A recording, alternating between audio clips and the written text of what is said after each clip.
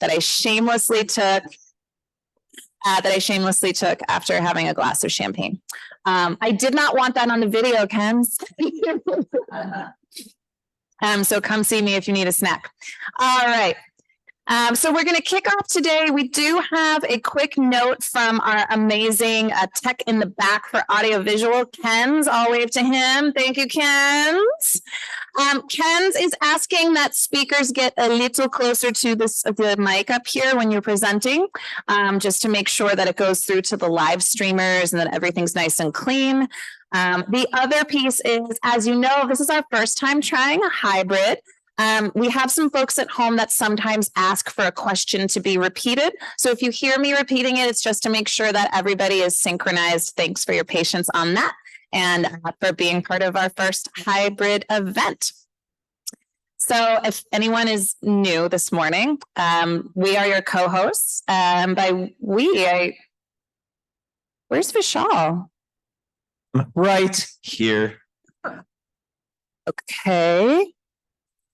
Not sure what's going on over there, but I'm sure we'll find out. All right, here's our home team. You heard about us yesterday. We still have our amazing Boston Medical event, the center event staff. Housekeeping stuff, we already went through it. If you need anything, if there's something going on related to, your room, hotel stuff, if you're staying here, please see the front desk. They are the loveliest people. If you need to get on Wi-Fi, you're probably already still connected, but if anybody lost that, it is just Fairmont, and you enter the passcode, which is all caps Copley. Clearly, you know your way around by now. If you feel lost, come let us know.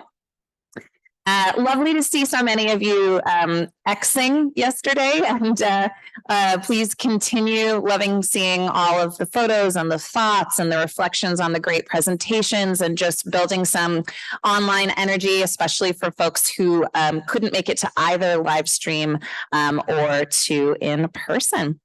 And just a friendly reminder, you will have everything that there is to have related to conference materials on the website within less than a week. I just want to give it up to Anshul. Every year, she just rocks at this and everything is done so quickly. So thank you, Anshul, for that. All right, quick speed through. We are going to have a little bit of fun.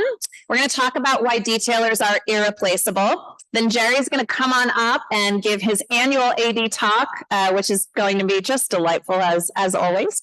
We'll have a morning break. We'll have breakout sessions, the descriptions for which are all in your program book. We'll have a live roundtable, which is going to be fun. There's going to be a lot of thinking on your feet and just connecting with each other, all very low stakes, I promise.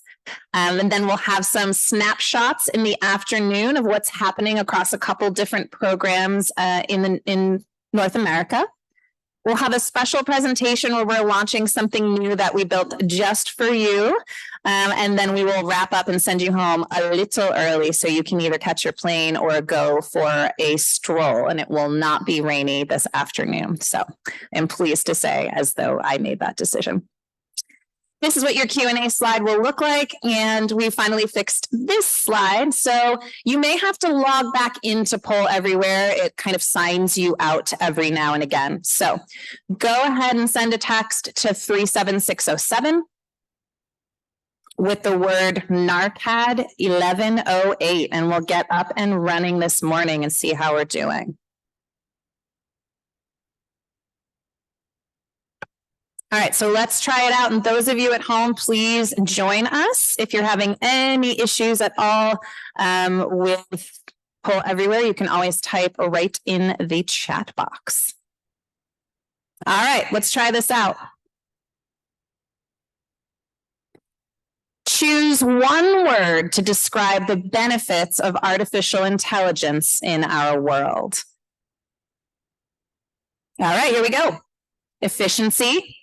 Access, convenience, weird, scary, time-saving, innovative, advancement, access. And this is all happening because of technology right now, guys, which is pretty cool. Efficiency is really the biggest one. Convenience, calculated peace. Scary got a little bit bigger. All right. Got a lot of stuff here. A lot of stuff here. All right, let's try one more. Choose one word to describe the drawbacks. Scary. Thank you. That went right up. Of AI in our world. What's a drawback? Unreliable. Incorrect. Deep fakes. Misinformation. Robot overlords. Love it. Domination. Confabulations. I know who wrote that. Increased burnout, robot invasion, robot takeover. Yes, and as you see, the word scary is getting bigger and bigger. Glitchy, unregulated. Yes. Terminators. Inaccuracies, creepy. Wow, guys, this is maybe the most fun word bubble ever. Get a screenshot of that, Anshul. Unpredictable, unregulated. All right, Westworld. Thanks, guys. And inhuman. Yes, we do need humans.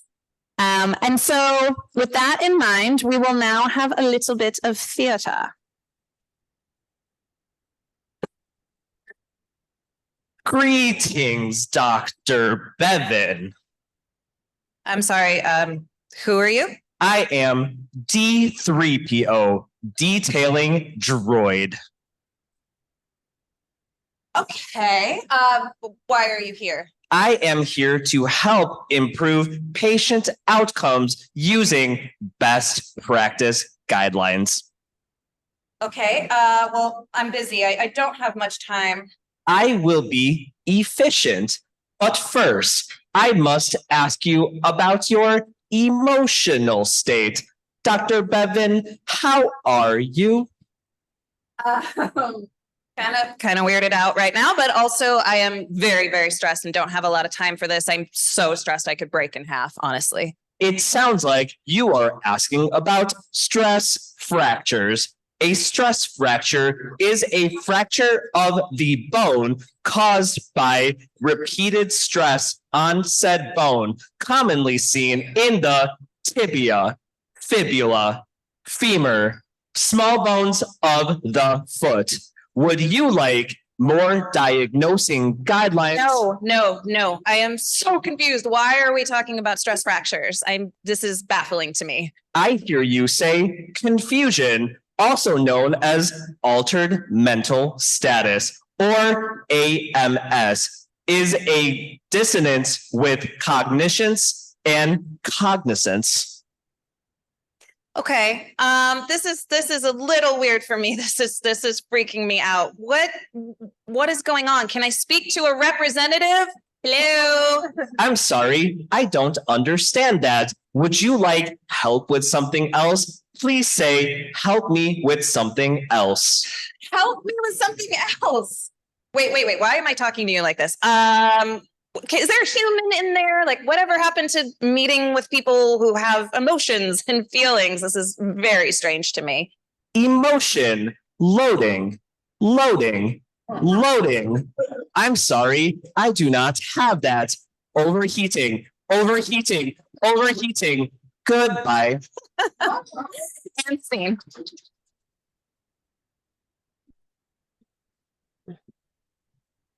Thank you, D3PO. All right, without further ado, we'll transition to a little more chatting about AD and AI. Mike, please come on up and introduce our lovely Jerry Avorn. And thank you to Jerry for making it possible for us to all be here in this room at this moment.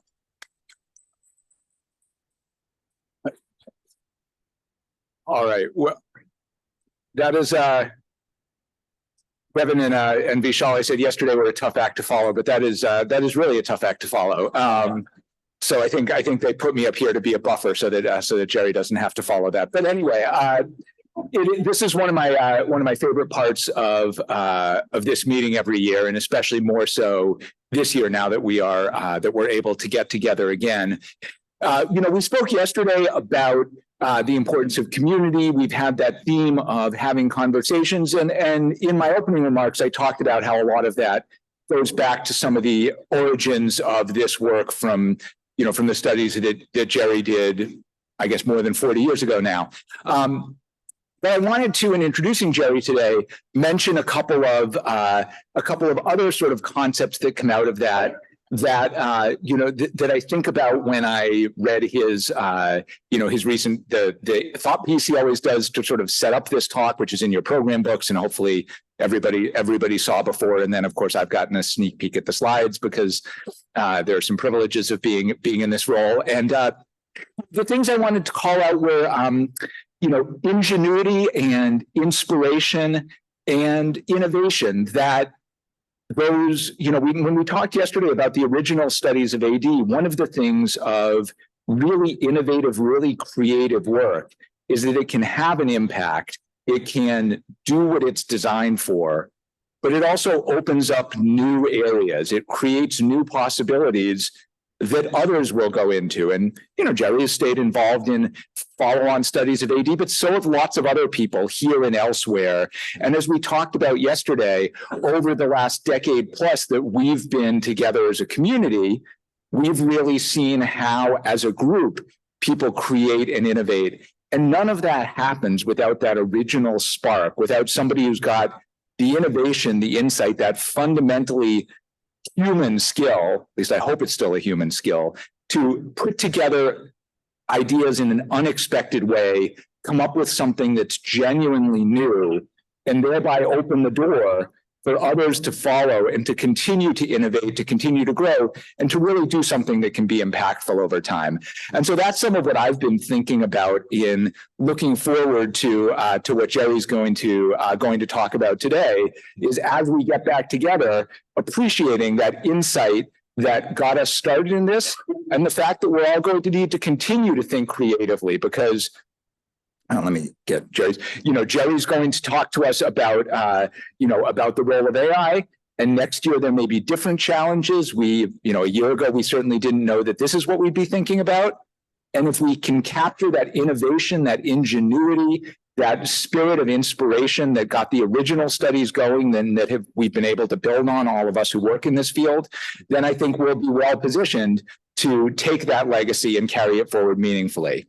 So I'm excited for this to hear from Jerry. I hope you all are too. And let me hand the podium over to Jerry. He's the creator of this field, but also more importantly, the co-founder of NaRCAD with me and my mentor and friend for almost a quarter century now.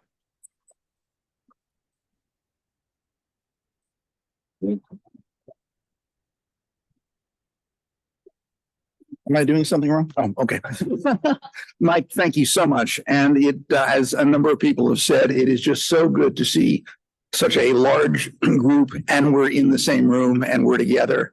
And that's not something I might have expected back in 1979 when I wrote my first grant about a year or two out of residency, and said, wouldn't it be great if we could actively disseminate the best possible evidence to prescribers about the meds they use, and maybe with luck be even half as effective as the folks in the industry are at changing prescribing. And we would do it in the name of better patient outcomes and appropriate care, as opposed to doing it in the name of kind of pushing product and increasing sales of something.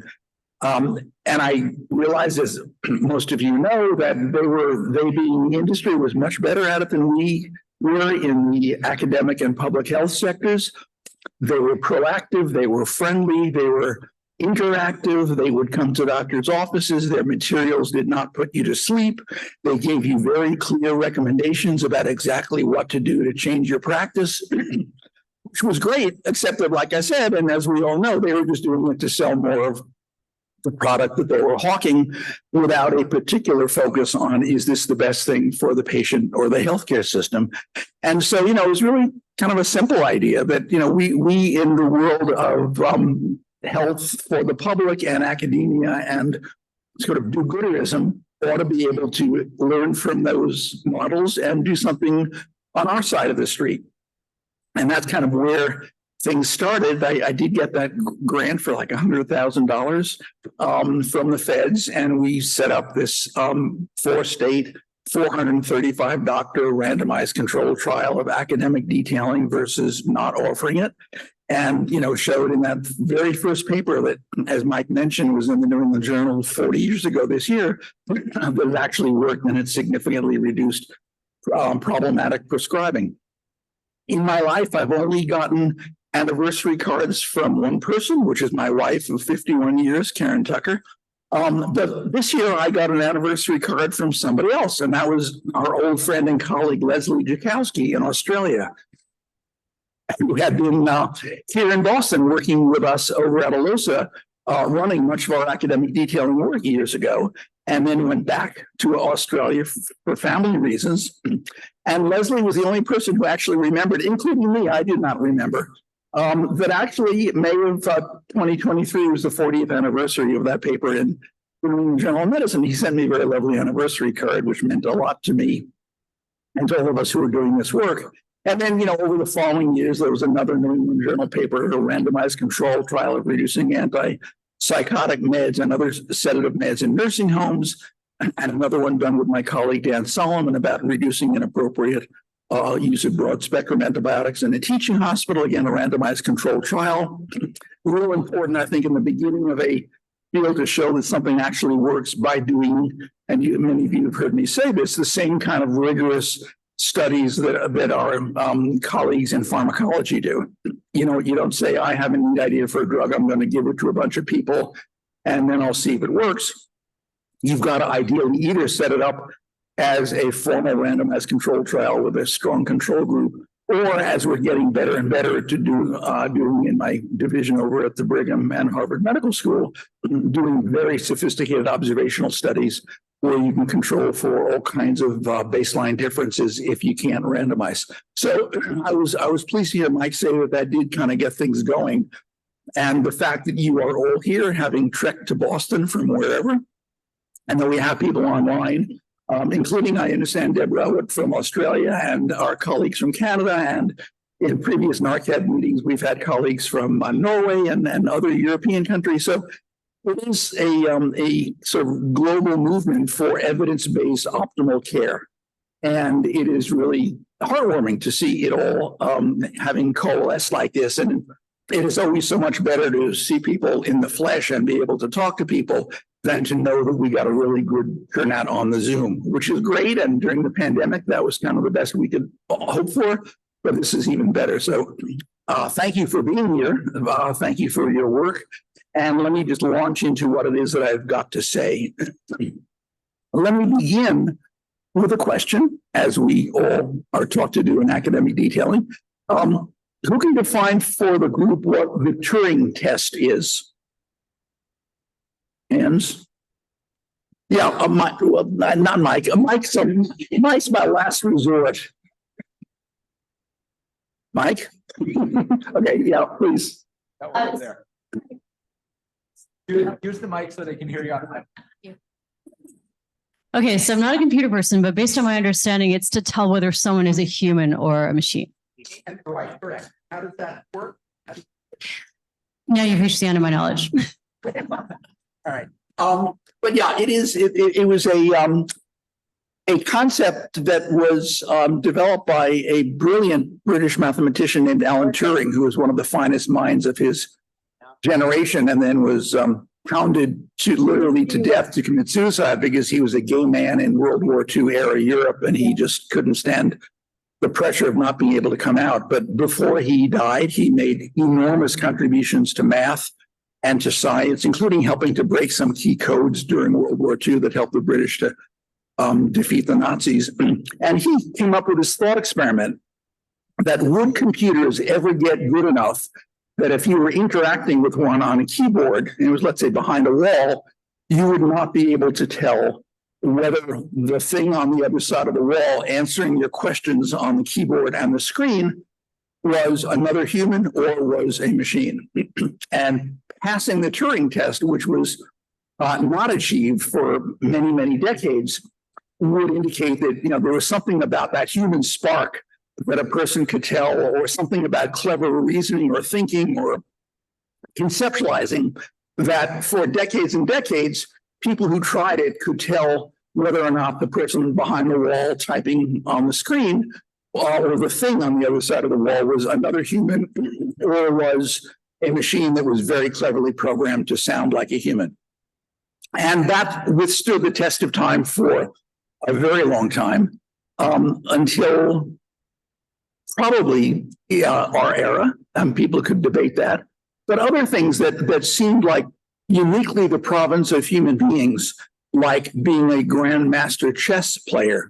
Computers can never do that. You've got to think about strategy. You've got to think about 12 moves ahead and so forth. And then many years ago, the first computer beat the first grandmaster in chess. And it seemed like, hey, this could be something new going on. And then apparently even more impressive, I don't know the game of Go, but I'm told that it makes chess kind of look like tiddlywinks, is so much more complicated. And in not that many years ago, the best Go player in the world was defeated by a computer that was programmed. Let me correct that. It was not programmed to play Go. It taught itself how to play Go by virtue of playing against itself millions and millions of times and recording the outcome of all of those different games, and in every step learning something about how to play Go.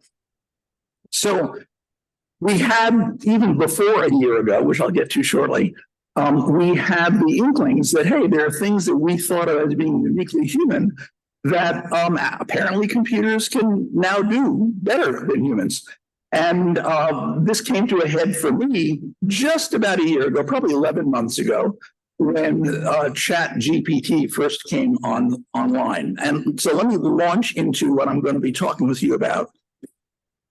First of all, there should be a disclosure anytime you're hearing a talk from anybody about anything. And mine is simple, that neither I nor any of our colleagues at ALOSA or my research program at the Brigham and Harvard Medical School take any money from any drug companies as consultants.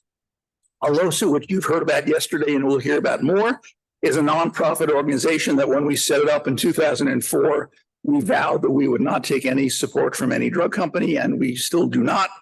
And all the stuff I do about academic detailing, I do for free so that no one can say, even though some people still do, Avorn's got a side business and he's just talking his wares. I don't. Okay, so it's been less than a year, and I remember vividly, it was in late November of 2022, and suddenly there was this thing called ChatGPT that was released. Now, we now understand that it was many, many years in the making, but those outside of artificial intelligence research circles, like me, did not know much about it. And then suddenly there it was. And this company called OpenAI put it out there, and suddenly everybody was experimenting with it. I made a birthday card for my wife as a Shakespearean sonnet that I knew nothing about how to write, and it did it for me. And you'll hear a Shakespearean sonnet later on in a special performance at the end of my talk. And that headline that you see from the Times from December 10th, "The new chatbots could change the world. Can you trust them?" A question that is very much on our lips, even as recently as today. And as you can see in the subhead, or that quote, "The new chatbots are remarkable, but their answers can mix fact with fiction, just like the internet from which they learn." Now, I am not going to tell you how these things work because I do not understand how they work.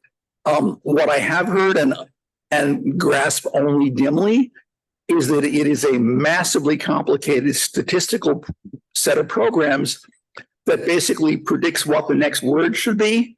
And somehow in the course of doing that, that's why they're called large language models.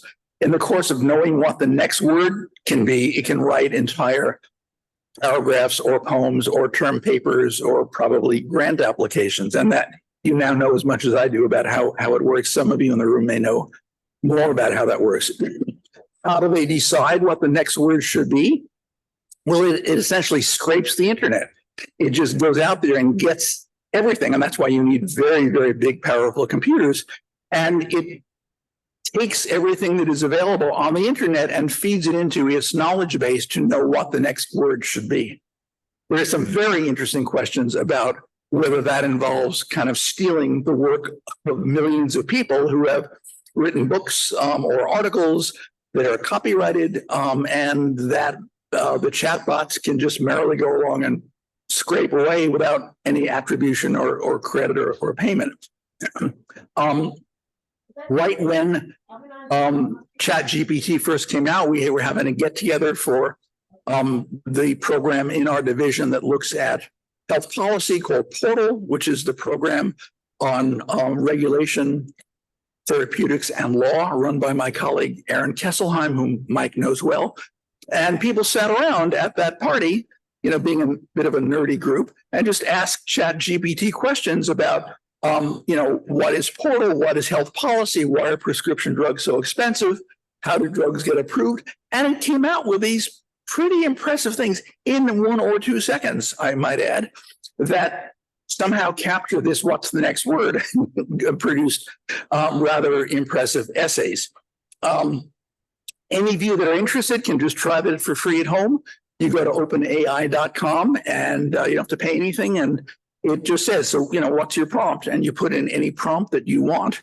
And the speed with which it does it is almost as astonishing as the content that it produces. And it's been coming pretty quickly. I mentioned the Go and the chess competitions and the fact that it now sort of has all of human knowledge at its disposal. It's kind of creepy to even think of it as it. But the applications that have been coming down the pike for the last couple of years now are really amazing. I mean, my radiologist friends used to say, well, I'll never be replaced by a computer because I can do this complicated image scanning function and see. No, actually, they do pretty good. The bots do pretty good with that. Retinal scans, pathology, and the list goes on and on. In that case, it turns out that it's I don't want to say simple, but it's a straightforward image recognition task. And after millions of trials of teaching itself, you know, just close the door, go home for the weekend and come back Monday morning. And the computer has taught itself all kinds of things about what's an abnormal mammogram and why does the retina look like that and what's not normal about that. And it learns. It also has apparently scraped all of medical and legal knowledge so that various artificial intelligence programs are now passing the United States medical licensing exam and the law school admissions test with pretty reasonable performance. So, you know, you may, if any of you have relatives or friends or kids going to law school, they may be sitting next to a computer who will hopefully be as articulate as Vishal was just now in their work. We'll get to the legal applications in a minute. And also, they can put together reasonable differential diagnoses. There still are gaps, and we're going to talk about the gaps in a minute, or synthesize and present medical knowledge. And again, if you were to go home and this evening and go to openai.com and say, you know, well, what's the cause of COVID, or do I need a RSV immunization, or can I treat a heart attack or prevent a heart? It's all going to be there based on its being able to draw on all of human knowledge. And as I said, you'll have your answer in about 2 seconds or less. And so, you know, lest you all, you know, decide that you want to take up coursework in plumbing or becoming an electrician or other things that the robots have not yet replaced us for. The important thing, as you just heard in our little performance before my talk, is that it sure as hell makes mistakes. And the garbage in, garbage out principle applies to AI as much as it applies to anything else. For one thing, if something is wrong on the internet, and how many people here think that sometimes things are wrong on the internet? Okay, so right. And if it's scraping and it does not have that knowledge to be able to understand when something is just bogus, I sadly yesterday had an Uber ride here with an Uber driver who I asked him how he liked his electric car.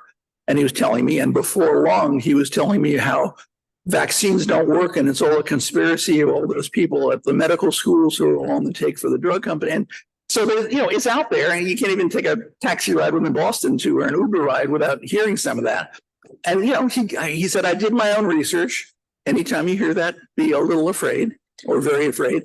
And he said, I got this from the internet. So clearly, if there's a bot that is scraping the internet is going to come up with a lot of crap that is wrong. And there are a couple of really remarkable examples of that. And Mike and I arranged for there to be an article on the front page of the New York Times business section this morning about that. We had a poll and a lot of favors for that to be the case. But if any of you have access to the Times online, it was all about all of the mistakes that artificial intelligence makes. And in typical American high-tech fashion, it talks about a new startup company that's already raised many millions of dollars to be the high-tech company that is going to track the error rate of the artificial intelligence companies. And they have found, and this is the part that's kind of relevant and scary, that the mistake rate for various of the programs, OpenAI has one, which is kind of owned by Microsoft, and Google has one, and Meta has one. I don't know if Elon Musk has one, but I wouldn't look at it anyway. But it calculated, it gave it some kind of paces to go through, and it calculated that the error rate was between 3 and 27%. That is 3 to 27% of the time, it just made shit up. It wasn't true, or it got something totally wrong. And these were pretty straightforward if you read the article, cut and dried kinds of, or maybe Bevan can put it up on the NaRCAD website if we don't have, if you don't happen to have a Times subscription. But it was not a matter of judgment. It was a matter of, no, that's not true. That it asked to summarize, news reports, and it put in stuff that simply wasn't even in the news report. So it gets more bizarre than that, beyond that brief description in today's Times. But I'm glad there's a company tracking the companies to know what mistakes they're making. There was a lawyer, and I find this astonishing in so many different ways, but there was a lawyer who decided to use ChatGPT to prepare a case for his client, and he had ChatGPT survey the case law history around the issue that his client was litigating about. And it wrote up an entire brief for him, including citations to cases that made the point. And he brought that to court. And it turned out that a lot of the cases that were cited as justification for the argument he was making never existed. And this is called, as you've heard, confabulate or hallucination. I prefer the term confabulation.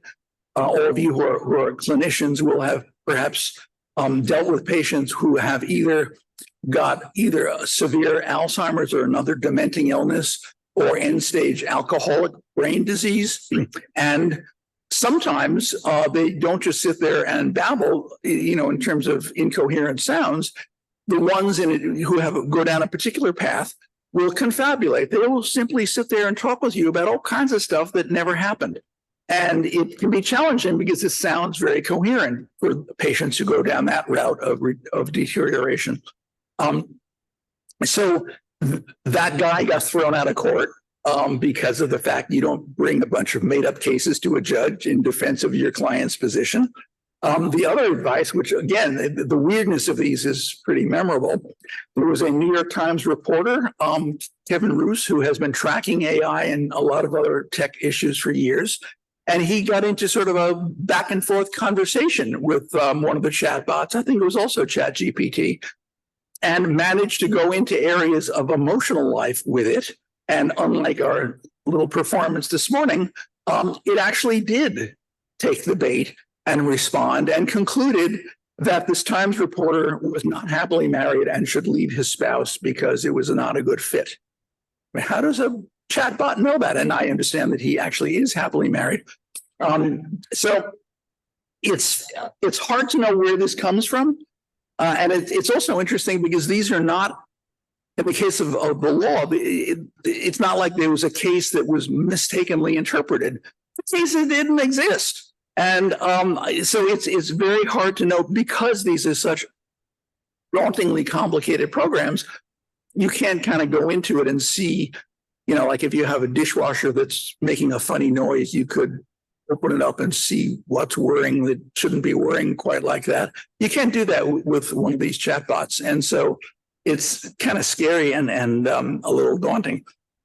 Okay, and bearing in mind, so it's not human, it's a series of probabilistic algorithms on an enormous scale. Okay, so let's talk about us. How academic detailers are different, at least for now. Our division over at Harvard teaches a course to the medical students every October called Medications and Evidence. And I tell the students that the course is 50 years in the making, because when I arrived there in 1969 as a medical student, I said, when do we get the course about how to read papers critically and how to know what to prescribe and how to think about healthcare delivery? And they said, oh, there are no such courses. You'll figure that out as you go along. And so I vowed that one day, there would be such a course, and we now offer it to the students at Harvard Med School. And it is surprising how little they hear about how to think critically about the literature.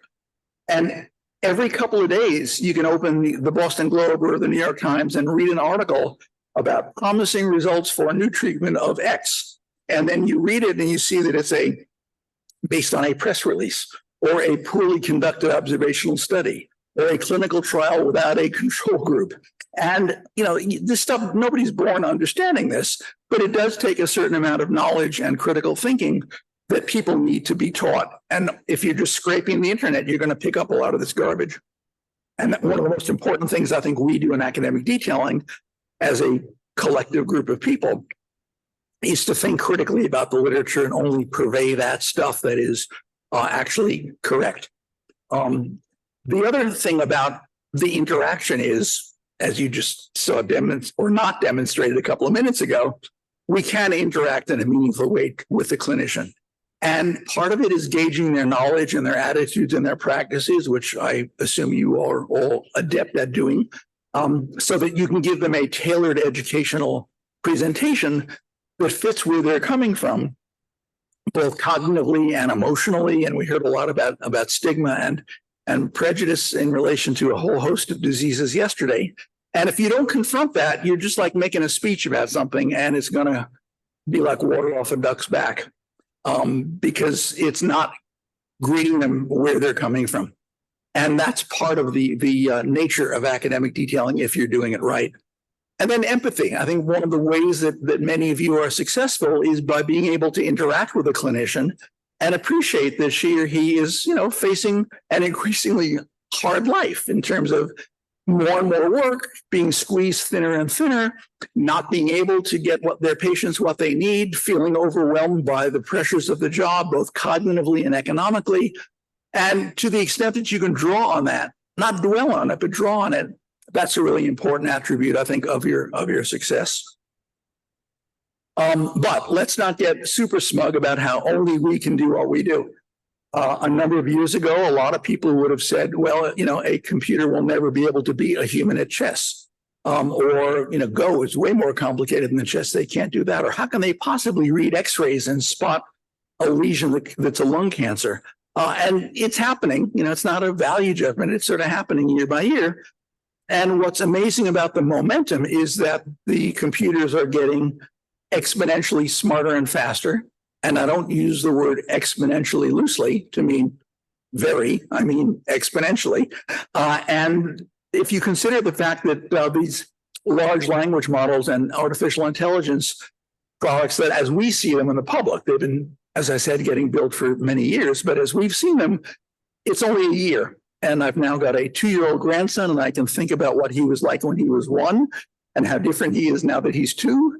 And I remember enough pediatrics to know that in a year or two, he'll be even more amazing than he is at age 2. And that is what happens as things take on this capacity to learn and get better. So I think they will, at some point, be able to do all the tailoring that we have been hassling you all about for so many decades, about, you got to tailor your presentation to where the learner is coming from. There's probably folks who, if there was money in it, would already have products that could actually tailor a presentation to where a prescriber is coming from. They certainly can know their prescribing patterns, just like for generations, drug company sales reps have known their prescribers' patterns when they visit them because they bought all the data from the drugstores that sold it to their company. Now, they don't always rub their nose in it, But I know that, I would sometimes see detailers when I was a primary care doc, not to gain any information because I knew it was not good for that, but to just sort of understand their craft and see how they did what they did. And it was kind of sobering to know that this person knows what I used to treat diabetes with. But they don't tell me. They just kind of work it into the conversation. And so right now, that's technically real easy.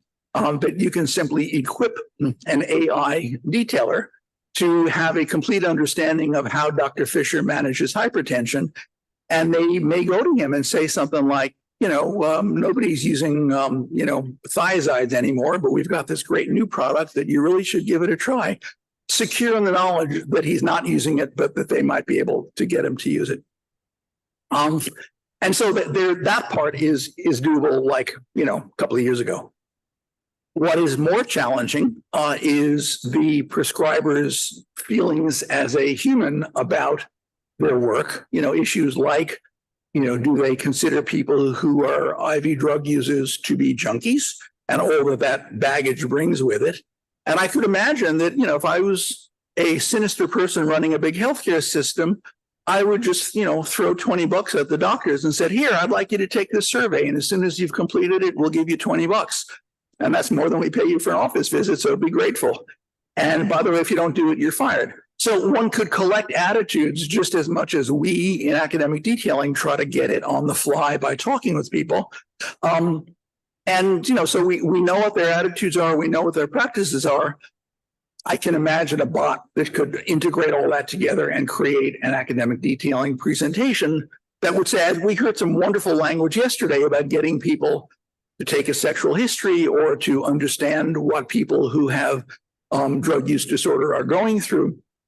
One could collect that information, and then if said company was into doing things like getting people to use more PrEP or buprenorphine or whatever, you could meet them where they're at because you know where they're at because they did a survey because somebody paid them to or made them.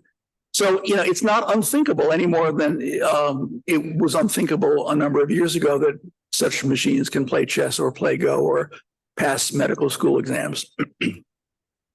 And there may be some things, and we should know what we're kind of going to be up against in the coming years, that they will have as preferences over us. The cost, this has been true of automation ever since the first robots moved into the first car plants in the 1960s. Once you get it in place, it may be an expensive startup investment, but once it's there, it can work around the clock. And, you may not have a lot of detailing to do at 2 a.m, but it can be scraping the internet in its spare time. And it does not have demands about either working hours or healthcare benefits or pension or any of that. The content can be adjusted. And this is where it gets a little scary, because I would like to think that maybe a good thing about AI for academic detailing would be that it has at its fingertips all medical knowledge, and that it is somehow exerted judgment about it, the quality of it, and can present it. But at the same time, if the service is brought to you by, let's say, a PBM that's making more money on one SGLT2 inhibitor compared to another, then maybe there would be a somewhat one-sided presentation of the information, because there's billions to be made for moving market share a little bit this way or that way, as our PBM friends have discovered over many years ago.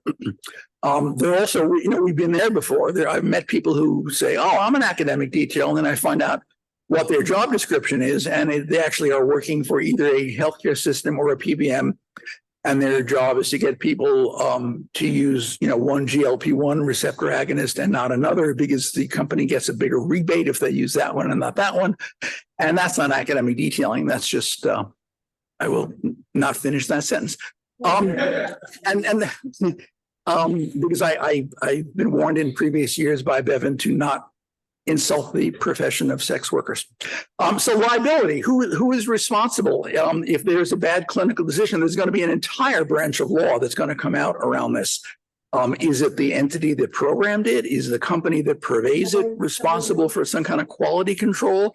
Is it the clinician who eventually wrote the prescription that they were told to write? Because at the end of the day, they are what the lawyers call the learned intermediary, who's responsible for making the ultimate decision. And, we've sort of seen this movie before that just a couple of days ago, the company called Cruise, which I guess is a GM subsidiary, took all of its self-driving taxis off the roads because it killed somebody. And it may be that it's more noticeable when a self-driving car kills somebody compared to a drunken driver. But nonetheless, there are going to be notable cases. There will be people who are going to be harmed by prescribing recommendation algorithms, whether they are robotic academic detailers like Vishal or whether they are just embedded for now in the order entry system. But I think there's not really a sense of the complexity and richness and depth and humanness of the prescribing decisions that we and the clinicians that you talk to are making. I once had my colleague and friend Atul Gawande had me come over to talk to his group about what we were doing in academic detailing. And I gave him the talk that probably most of you could give about how cool it is. And then somebody in the audience raised a question. And it turns out this is a very fancy informatics guy at Harvard Medical School. And he said, that's all very nice, but you could deal with all this through a drop-down menu. And any of you who've confronted Epic or any of its other clones in the order entry business know that very often, you put in diabetes, first visit, hemoglobin A1C is 9 or higher, and it will then tell you, okay, here's what you should prescribe for them. The concern about that, of course, is that it does nothing to teach the doctor anything. It does nothing to deal with issues like the patient's preference, like, maybe they don't want to inject themselves with anything, or maybe they've not bothered with diet and exercise, and now this is their chance, whatever. There's a million reasons around diabetes and a million more around hypertension that are not addressed by a drop-down menu of what drug, click here to give them Trulicity. And that's, I think, the richness of what we all do and what you all do. It gets into all the thinking that ought to go into such a prescription.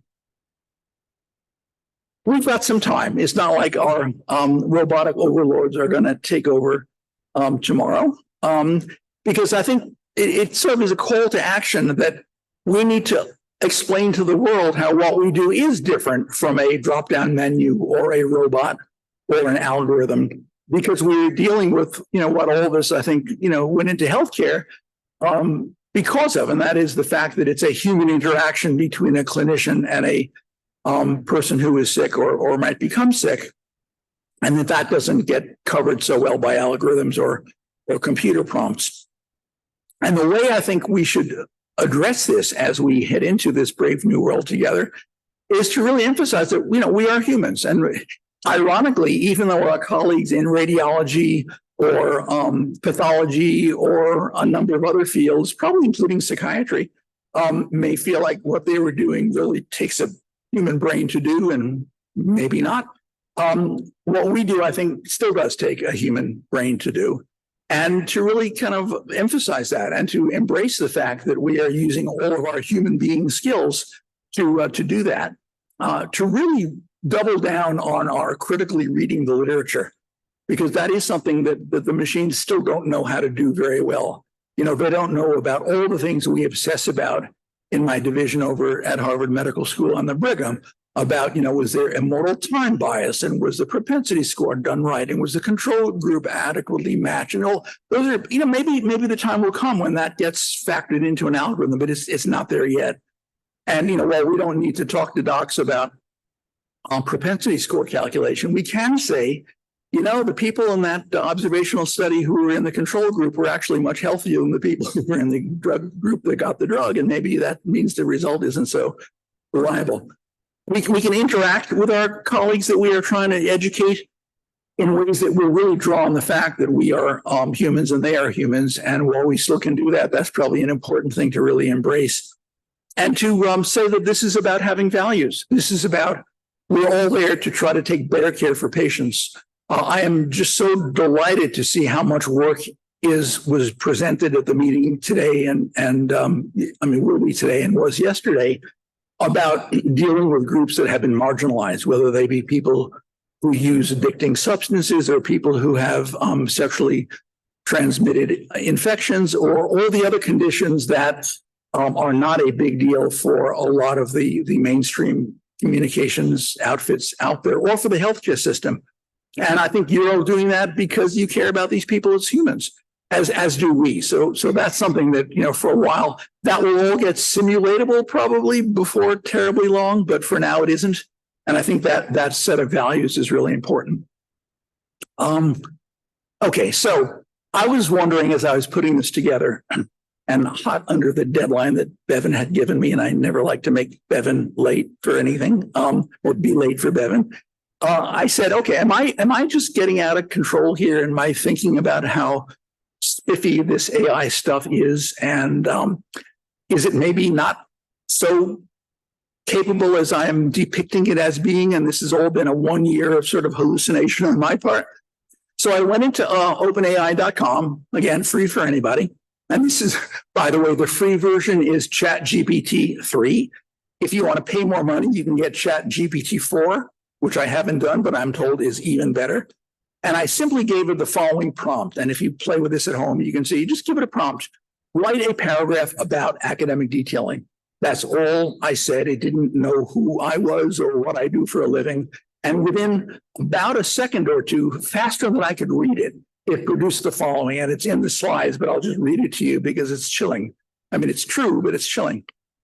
Academic detailing is a targeted educational strategy employed in the field of healthcare to improve the quality of patient care by providing evidence-based information and guidance to healthcare professionals.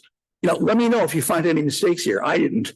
The approach involves expert educators, often from academic institutions or specialized organizations, visiting healthcare providers and engaging one-on-one or in small group discussions. During these interactions, they share the latest clinical research guidelines and best practices aiming to enhance the understanding and adoption of evidence-based medicine. Academic detailing is a personalized and interactive method that fosters dialogue and supports healthcare professionals in making informed decisions about treatments, diagnostics, and healthcare management. It has proven to be an effective tool for promoting the integration of the latest medical knowledge into clinical practice and ultimately improving patient outcomes. All that it got to produce that is that one prompt. And as I said, it took about a second or two to produce that. And so, if we think, it's not that smart, that's pretty daunting. And I'm not sure I would have been able to write a better paragraph myself.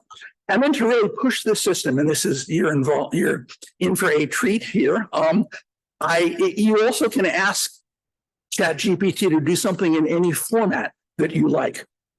So I then gave it a different prompt. It said, write about academic detailing and put the answer in the form of a Shakespearean sonnet.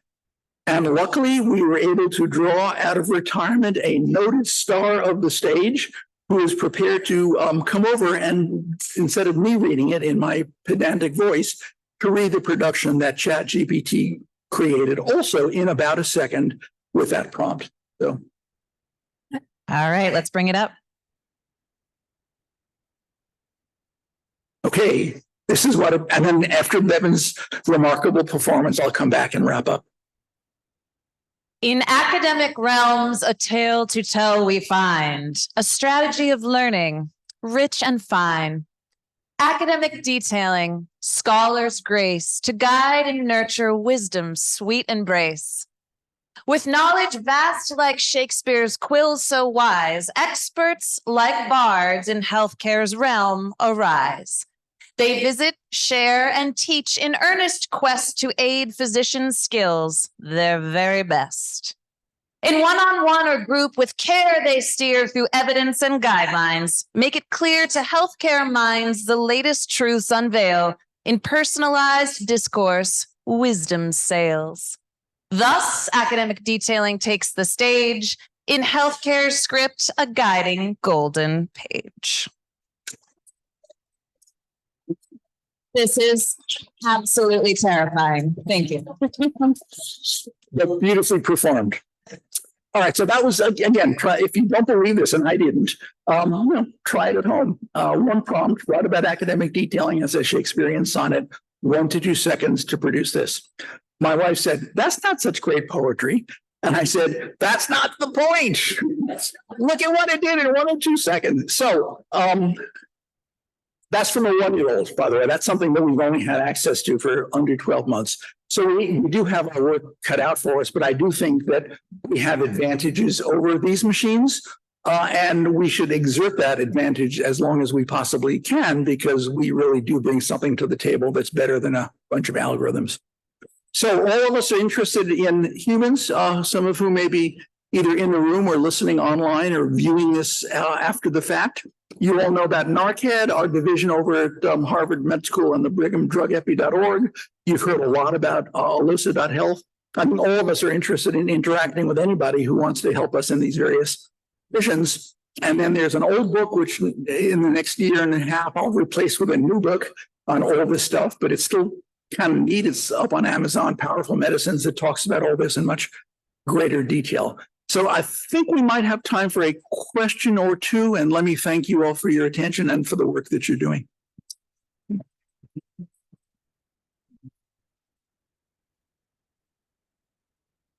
Thank you, Jerry. We are going to go into a break, so we have time for 2 questions. Or objections. There's one in the chat and there's one over there. Why don't we go ahead and get Trish, and then we'll do one from the chat. Great. So when academic detailing was first born, we didn't have computers or cell phones or any of the technology we're all taking for granted right now. This to me feels like one more piece of technology that we can harness to make ourselves better academic detailers. What do you see as the next steps in steering this so that we control the garbage in, garbage out with humans on either end to sort of maximize what we do as academic detailers using this as a tool? As per Bevan's instructions, I'll repeat the question. How can we use these new tools to make academic detailing better rather than kind of butt heads with them, if that's a fair summary? Yeah, I sometimes think about that old ballad of John Henry, who was the steam driving person, rail worker, who was doing railroads back in the day that they got machines to do it. And he chose to go the other route and compete against it, and it killed him. And similarly, with auto factories, you couldn't either hurl yourself in front of the robots and say, this is not going to take my job, because it will. So I think the question sort of implies a really good answer, which is there will be ways that we can work with these systems because they do have more memory, more time, more capacity for detail. But we can put as an overlay on that, did they really interpret that study correctly? Did they buy the drug company's press release as part of the internet they were scraping? And actually, the drug's not that good or that safe. And to use the judgment that we have that is definitely not yet there to be able to review the literature. I think a little bit about Up to Date, which is that wonderful resource that many of you use. It looks at the literature, but it is distilled by expert clinicians who take care of patients and know what to make of the literature. I think that kind of partnership is going to work much better than our saying, we don't want to have anything to do with it. And a lot better than just letting it run roughshod over what our clinicians learn. Yeah, there's got to be a synergy there. And Bevan, there's something from online. Yes, we have a question from a Zoom participant up in Maine. Historically, medicine has been slow to adopt new IT. From what I've heard, we're decades behind industry with EHR, et cetera. Will this perhaps be a protective factor for us as AI continues to emerge? Do I need to repeat that, or do you like? Okay. It's an interesting question because I think when you talk about automation in medicine, a lot of people immediately think of Epic and start having seizures. And that's because a lot of these advances in information technology have really been driven by the economic side of medicine. And as many of you know, Epic was originally designed to be a way of automating bills that go out. And then there was sort of this clinical stuff that got added on later. But to many people, it looks and feels like something that came from the billing department and then had clinical attributes appended to it. We can also think about the fact that when the internet first became popular, some of the most commonly sent around images were porn. And when drugs became available on the internet, it was Viagra and now Adderall. So it's almost like humans say, how can we take the lowest common denominator of this technology and make that out front. So I guess what we need to do is to remember who ought to be running, should the machines be running the practices or should the practices be running the machines? And to try to make sure that that we don't continue to make the same mistake. It's not all about more efficient revenue, and it's not all about catering to, the lowest common denominator. It's about, I think, humans and machines working collaboratively, and maybe the people who run the healthcare systems not always thinking about, is this a great way to make more money, but how can we really maximize patient care? Okay, thank you all.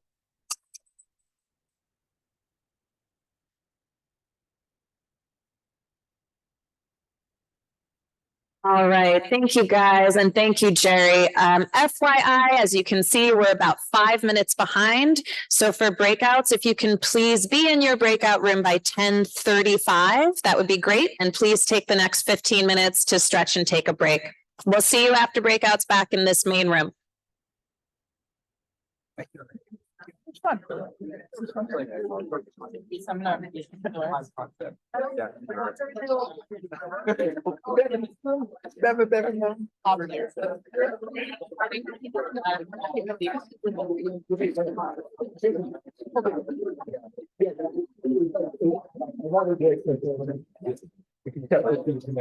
earth. Yeah.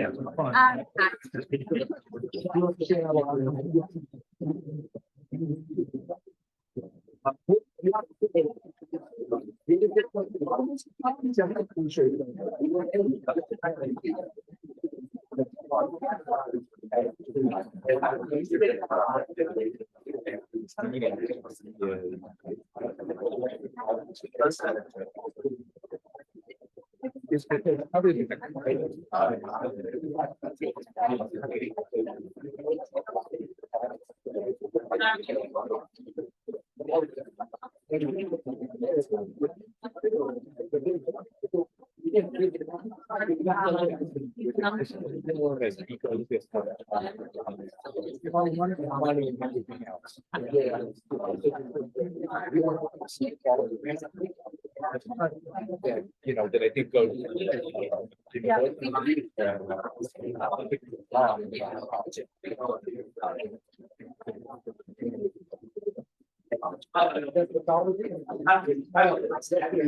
I'm saying a lot of this. Why your examples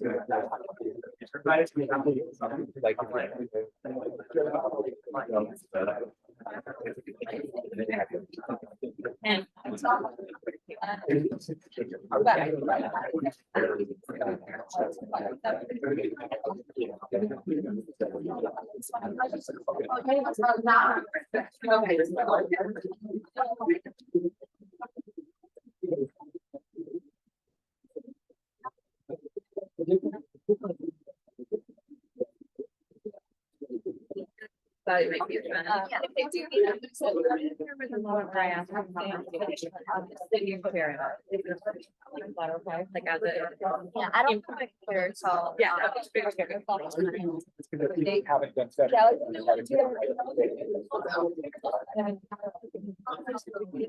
Yeah, I just thought.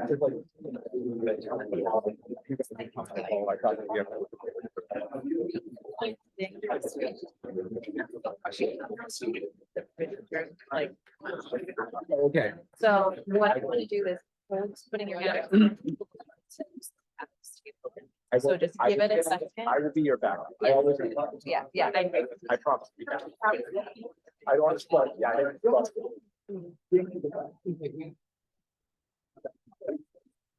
Yeah. No, but you did just do it.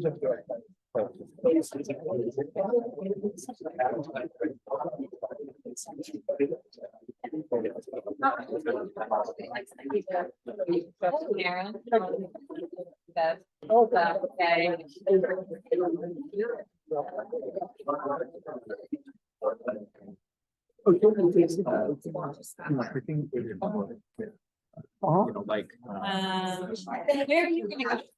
I'm just gonna check in the live stream. You're gonna do that one? Yeah. Okay, and what are you gonna do? So I was going to present my team, but the presenters say they don't need help break out. I just want to stay around and see. You can go to a session if you want. Get here. I mean, it's helpful. Yeah, yeah. I think I was sweaty when you asked me about like They started having Google Analytics data. And there are a couple of things about how. Sort of, they track of like, that's are trying to get a handle around that. That's only the COVID. Right, exactly. It's really kind of deeper quality.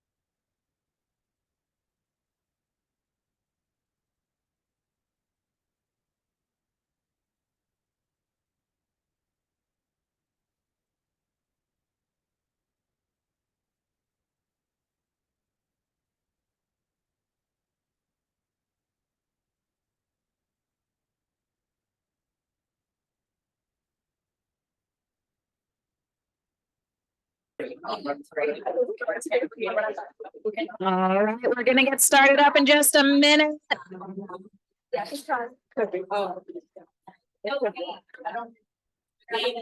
Yes. All right, All right. Welcome back, everybody. welcome back. Now that you're full of hot soup and sandwiches, it's a great time to move around. So we're saying hello to people on live stream who are coming back after their breaks as well. Hello, hello.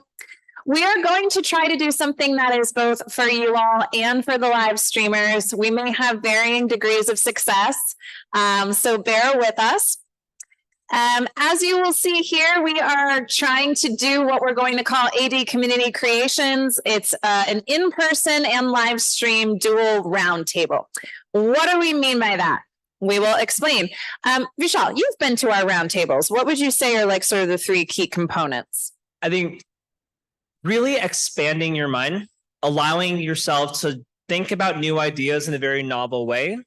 Definitely forming new connections. We've done quite a bit of networking throughout the last few days, really sort of continuing to lean into that and thinking big picture and really thinking about what's going to help us not only do great today and do some great detailing work, but what's going to help us continue to do that tomorrow and beyond as well. Lovely. All right. Well, what we're thinking is, what I always like to think of is when you're coming all the way to something in person, right? What's something you can do here that you couldn't do virtually? And then for virtual folks, how do we hopefully engage you in a way that makes you feel not like an afterthought? Well, we'll work on that. We're working on it. We want you to be doing things together. We want to be able to share ideas across both of these different formats. And More importantly, we just want to get you to talk to each other. So welcome to what we're calling mastermind sessions. We have some of our favorite masterminds up on the screen. Thank you, Anshul. And this is how it's going to work. Folks who are online, please bear with once we go through how it's going to work for folks in person before we translate it to you. All right. So there's clearly more than 8 tables in this room. So we are going to help you all figure out which folks go to which groups. So do not worry, we will come and help doing the herding in just a moment. But we're going to have 8 groups and 1 live stream group. Each group is going to have a clinical topic to explore and create wall post-its. So as you see, there are easels in this physical space, and there are 8 of them. Live streamers, you'll do this all as one group in a breakout, and you'll make a virtual slide, and you'll have myself and Anshul right by your side via Zoom in just a moment. So sit tight. Every group, regardless of your clinical topic, you're going to view the topic as though it is a new AD campaign, and you are going to tackle 4 big key ideas. Here's what they are. As you tackle them, what does tackle them mean? You're going to talk to each other. You're going to draw all over these. If you need more than one, these are stickums, which is an official term. We thought that maybe these walls would not be as beautiful and ornate as they are. So if you want to stick them on the wall, you have to go above these little ornate seashell type things.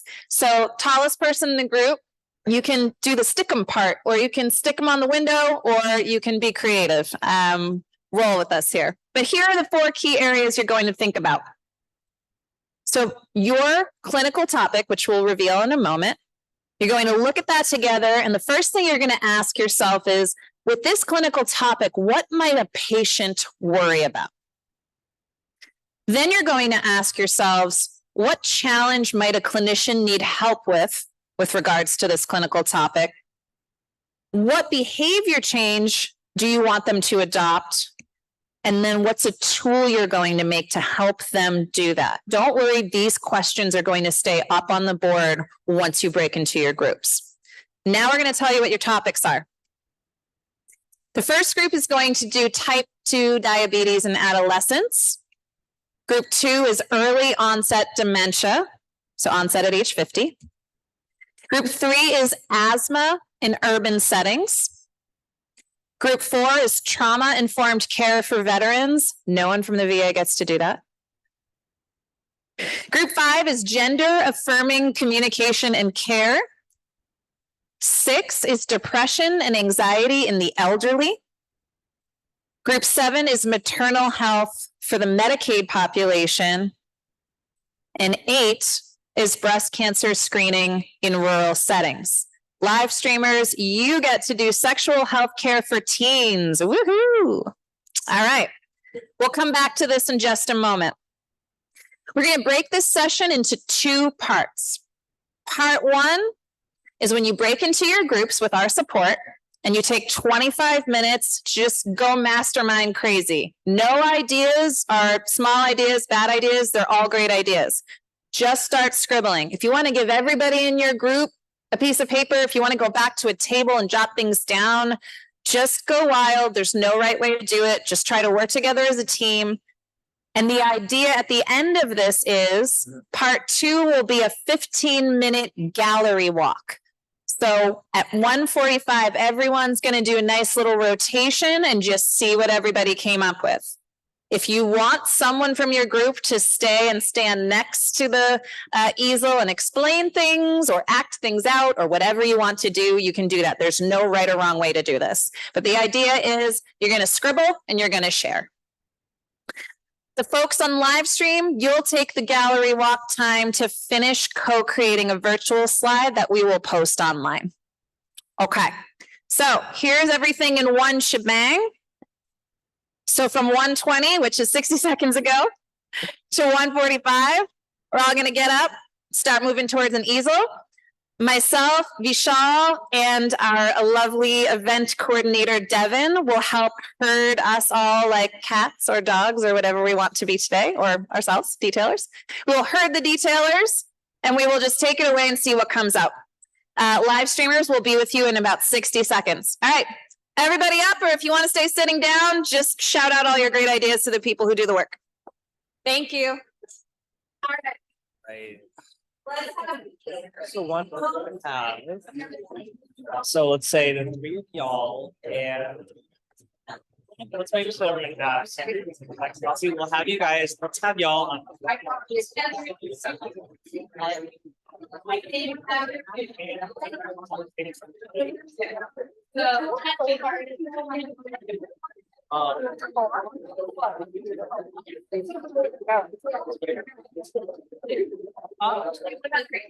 What shape of room? Sometime.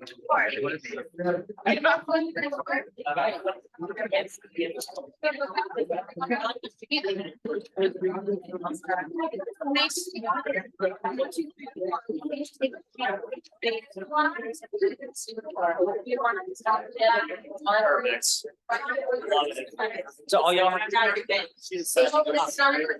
What kind of social are you?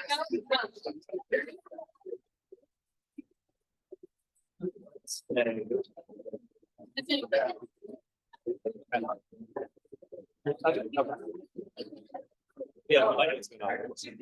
You guys want to do something?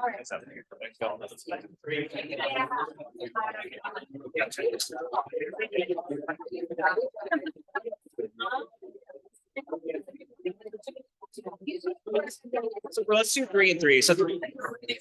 Let's have 3 of you guys.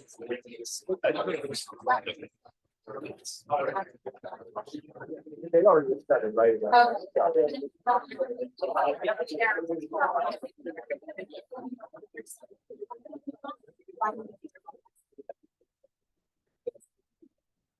are things nobody works out.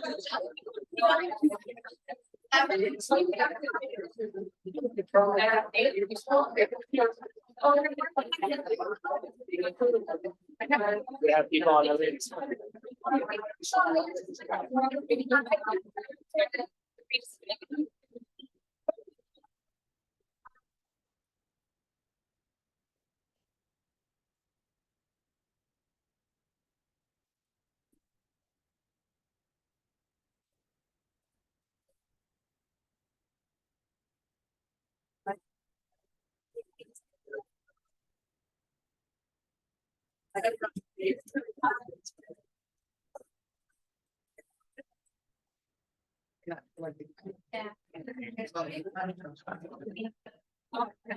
There are Post-its of different colors, mini Post-its. There's markers on your tables. Just for some space. Feel free to pull as many wall Post-its down as you like. Okay, perfect. So. Okay, so two of you guys. Thank you. Yeah, come sit next to me. Come over there. Oh, yeah. Oh, never mind. Okay. Oh, open door. Oh my God, that's all. Right, What's the second one then? Four? That's okay. Awesome. Thank you, guys. Yeah. Sorry. Just shake things up. I'm looking down.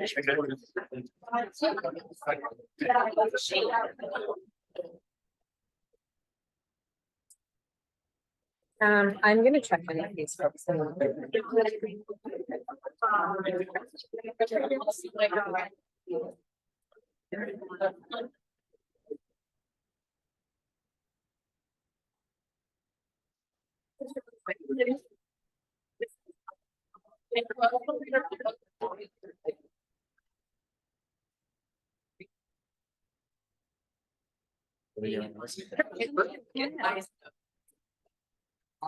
Kind of like, why would I get screened? Because I'm afraid it's positive. Yeah, Okay. and maybe I should. Anyway,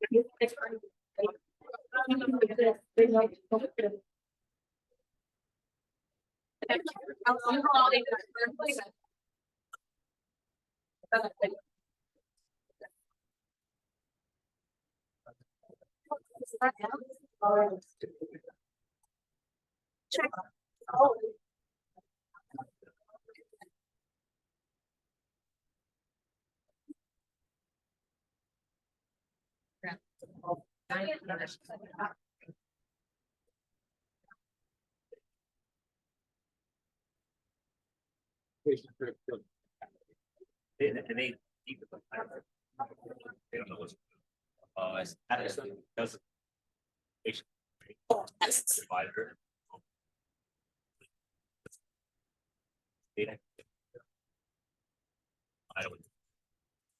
Only the patient.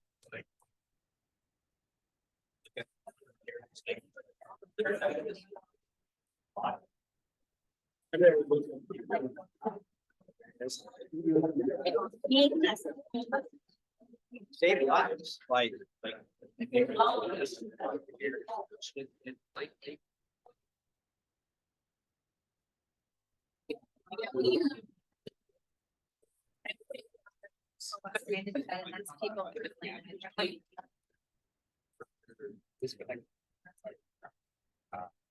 an awesome subscriber.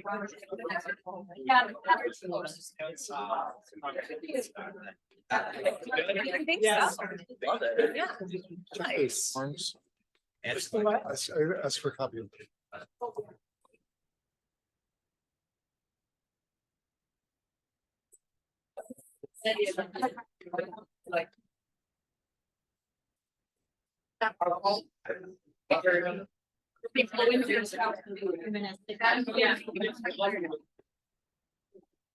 Here, you have amazing handwriting, but.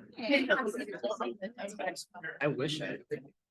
Let's see.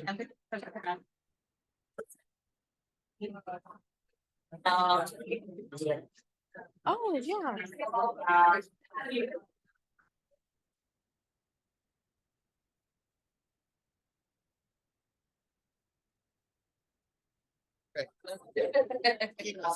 Um.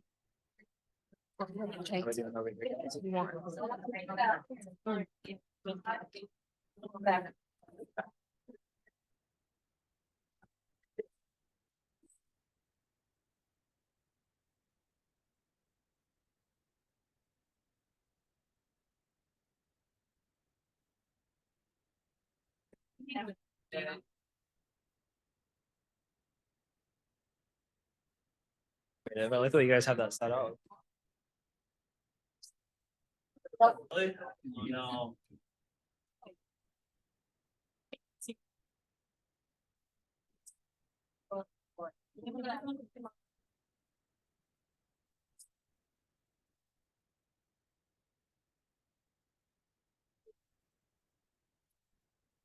How we doing over here, everybody? Oh, there's. Chicago. Provider. Jason. We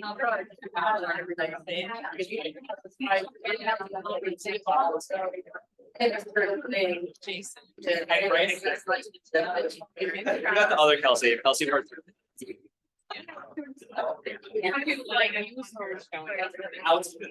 Yeah, I think they asked her not to come. Yeah. Travis, I think that's, yeah. That's really funny. Different things, but now. Oh, you can get some good pictures and stuff.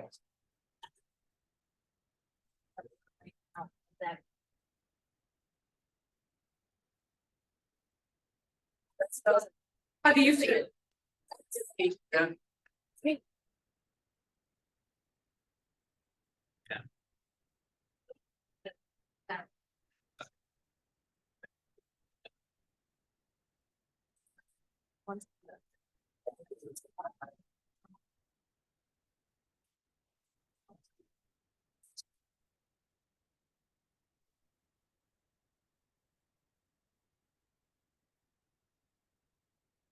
Hey Glenn, how's it going?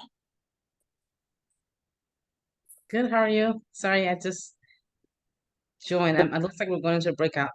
Yeah, we're session. doing breakout, so I can put you in a breakout room if that's okay. Sure. Go Okay. Yeah, basically we're trying to do like round table sort of session. Yeah. Don't mind me.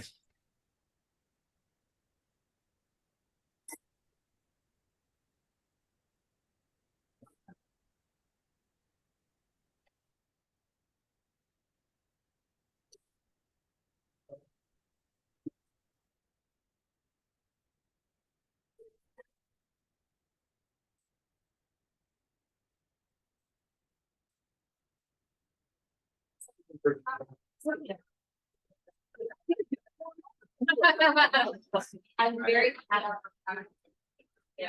Okay, build the.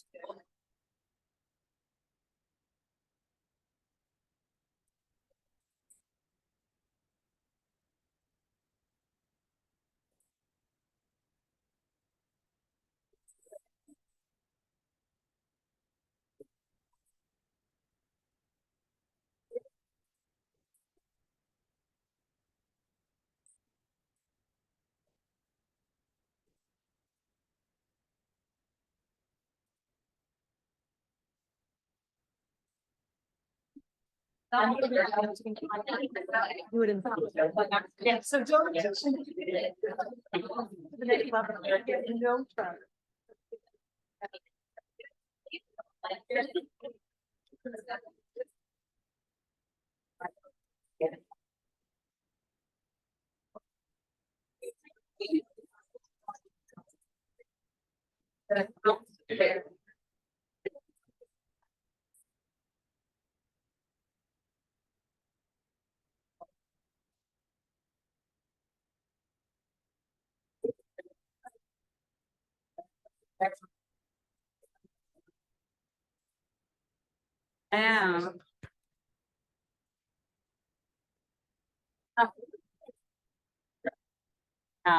I don't have any in. So I'm just like, I just can't.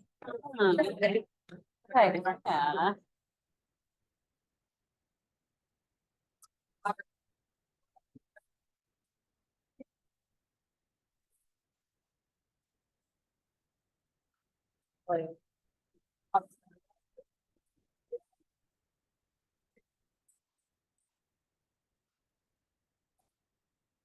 Okay.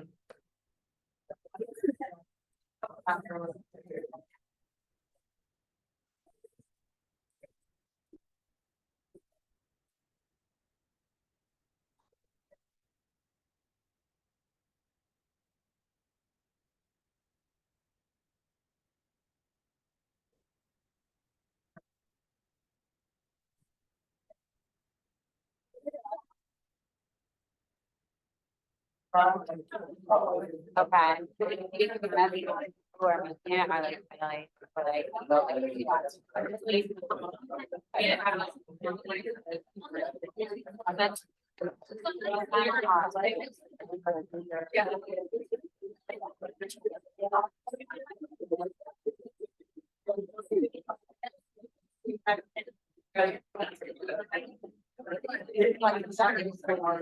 Yeah.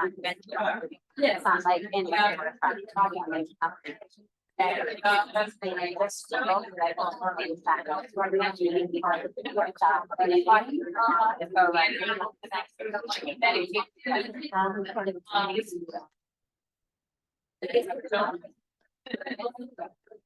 Okay. People know.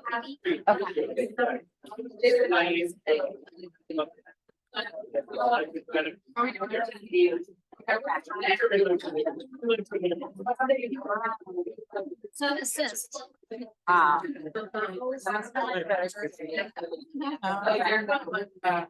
not, don't feel like yours, feel like. Oh, listen to me. Yeah, they're like.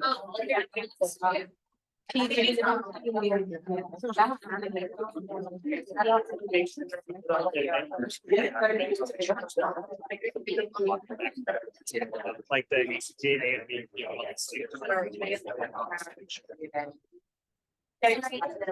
No, sorry at all. That one I think. Yeah, they said they would. Hey, that is A-okay. Yeah. Yeah. I'm not trying. Yeah, you're like turning it down a lot. Yeah.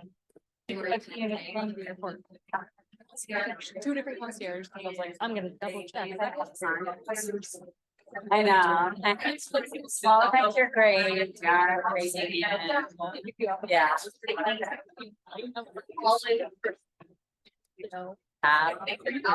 Big town. Boston. I'm the taking.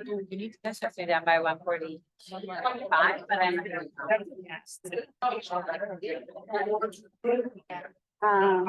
So I'm gonna go. 1:30.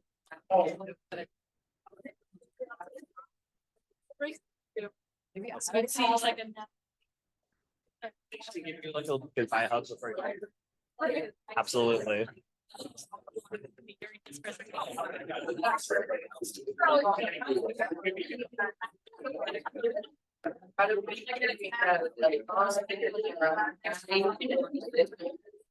Yeah, I remember.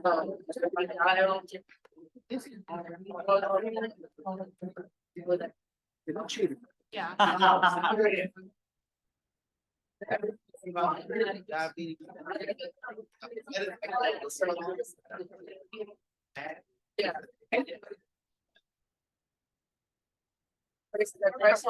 Yeah, and the price.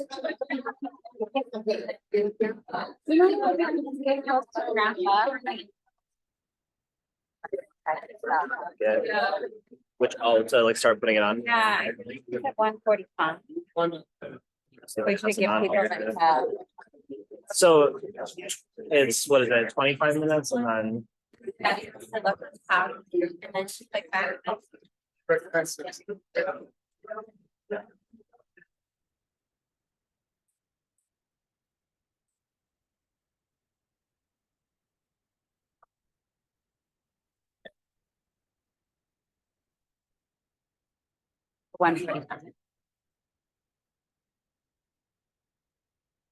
All right, all right, all right. We got about 7 minutes left. Start putting some of our finishing touches.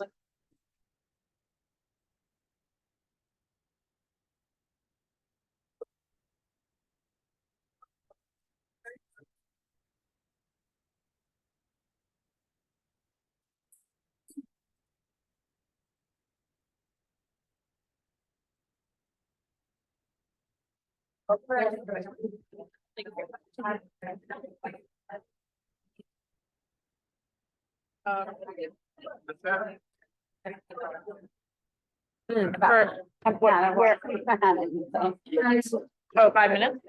Oh, Yeah.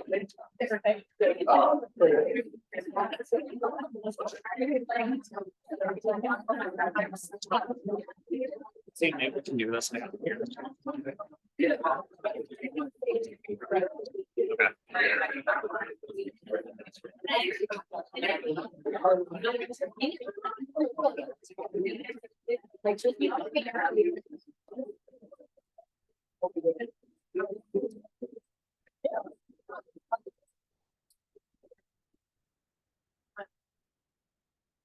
Is it?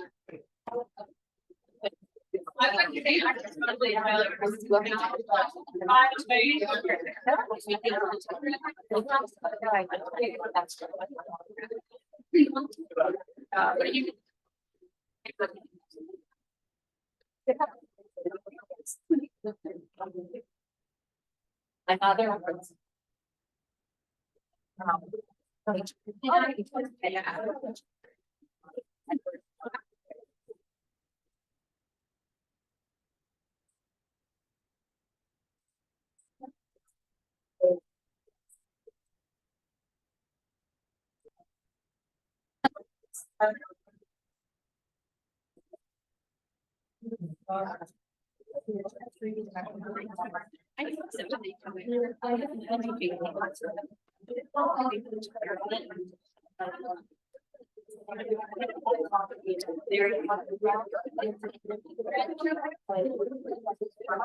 About what, when you say consequences of not.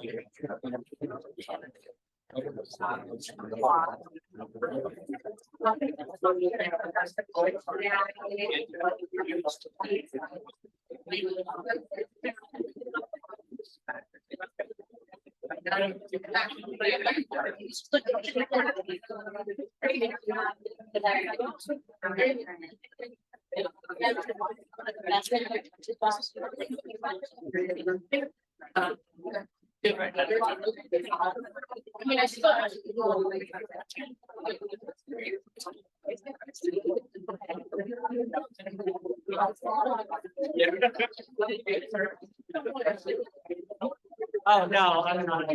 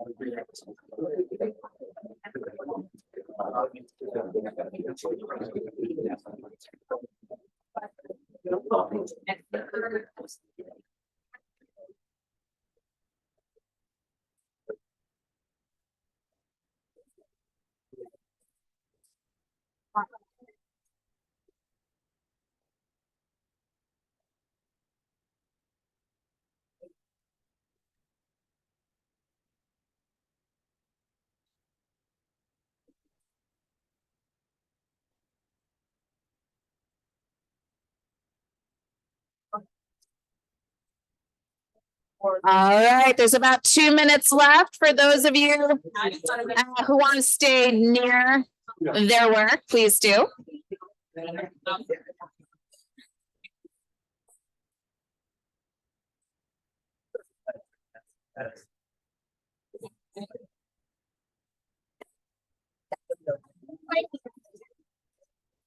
All right, so here's what's up. For the next 15 minutes, grab yourself some extra coffee if you want. There's cookies that I demanded they not take away from lunch, and they are next to the coffee and the tea. Go stretch your legs and do a gallery loop. Talk to each other, look at what people wrote, take pictures. You have 15 minutes to just chill and talk to each other.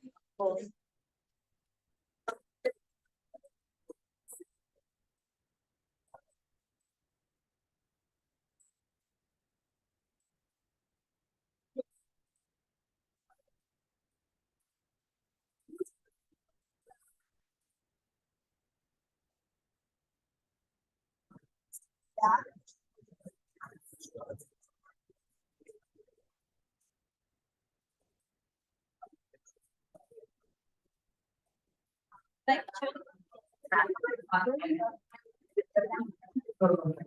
you need help hanging up things that are tall, we have a special friend who helped us do that. So if you need help hanging, or you could just put them on the ground.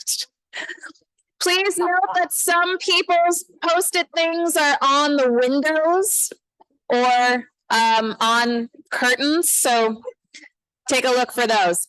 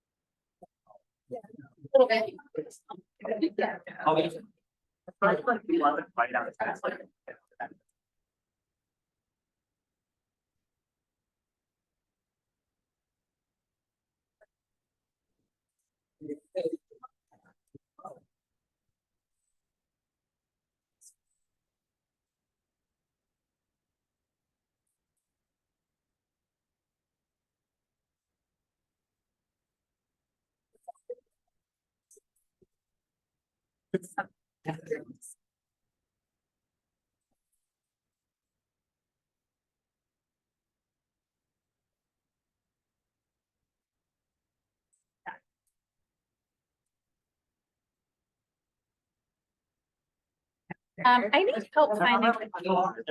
Oh.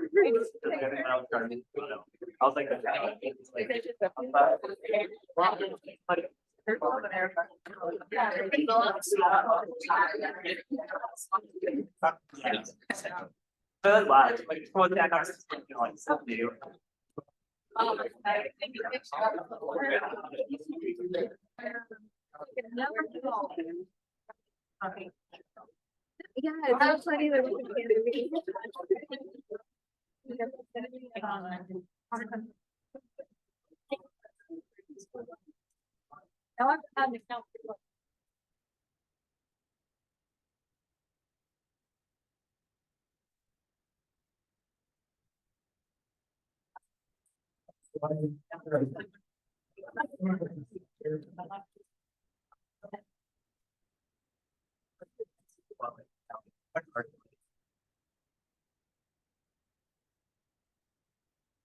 That's like, all right.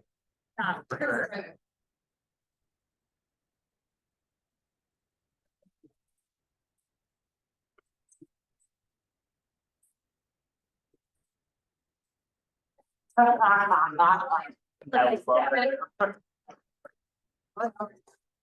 would like to.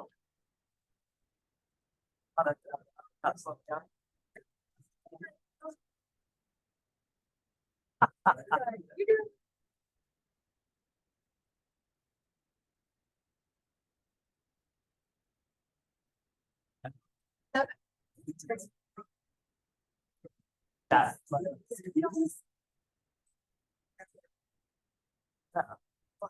I was wondering like kind of like bad. I like going. That. Same jacket.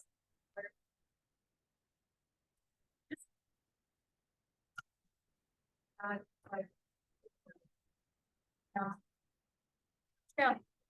Bam, bam.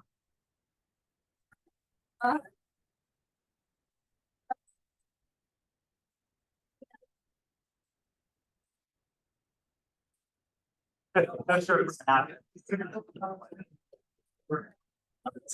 I gotta call myself.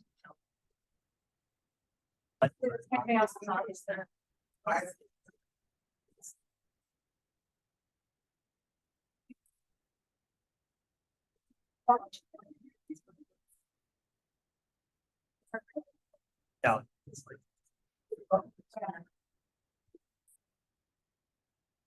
We have about 10 more minutes. Keep poking around.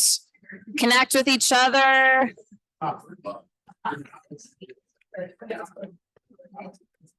Can you give them a 10 minutes? I did. You did. Thank you.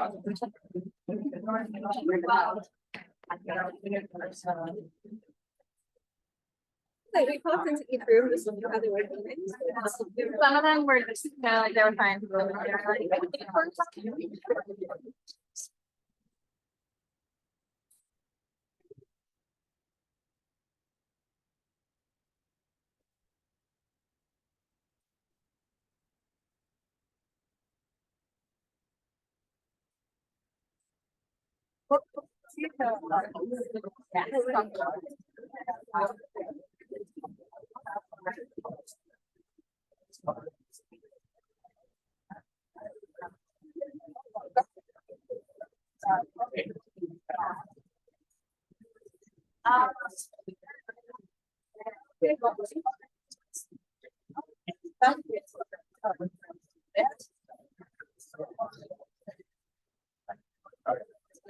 Yeah.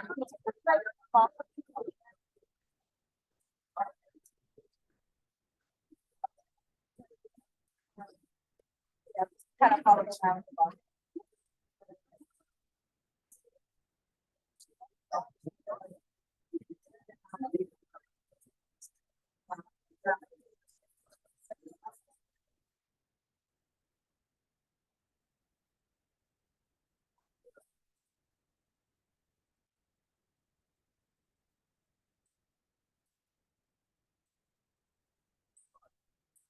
Yeah.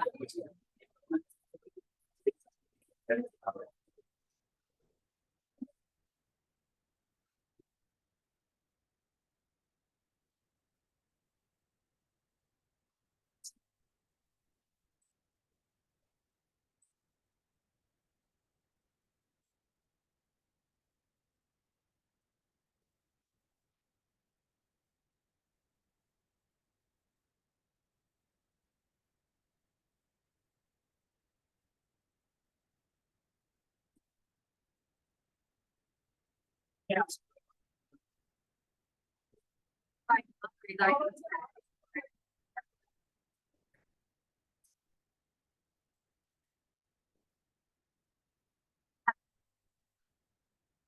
Play that. Fun.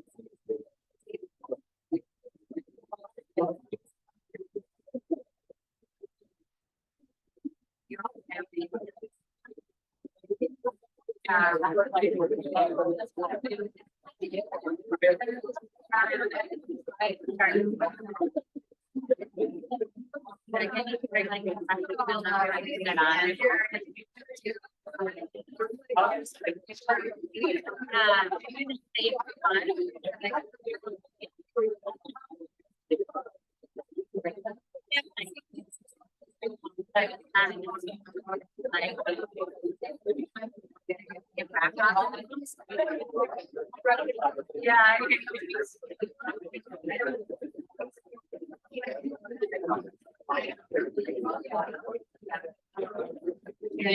You go there.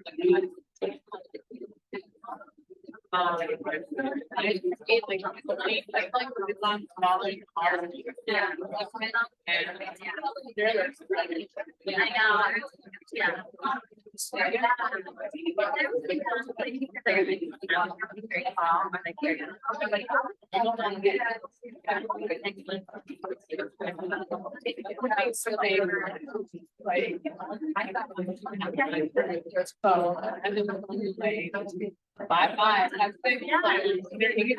Yeah.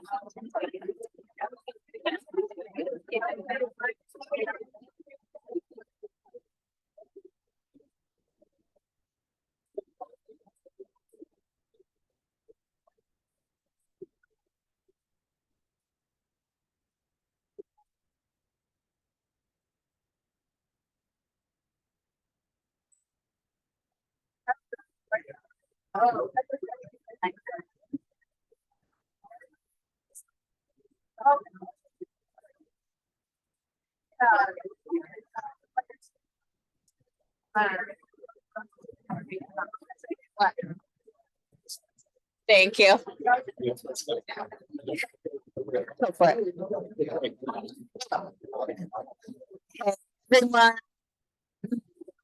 we're gonna have a nice break in about 2 minutes, but I just wanted to say thank you for participating in this.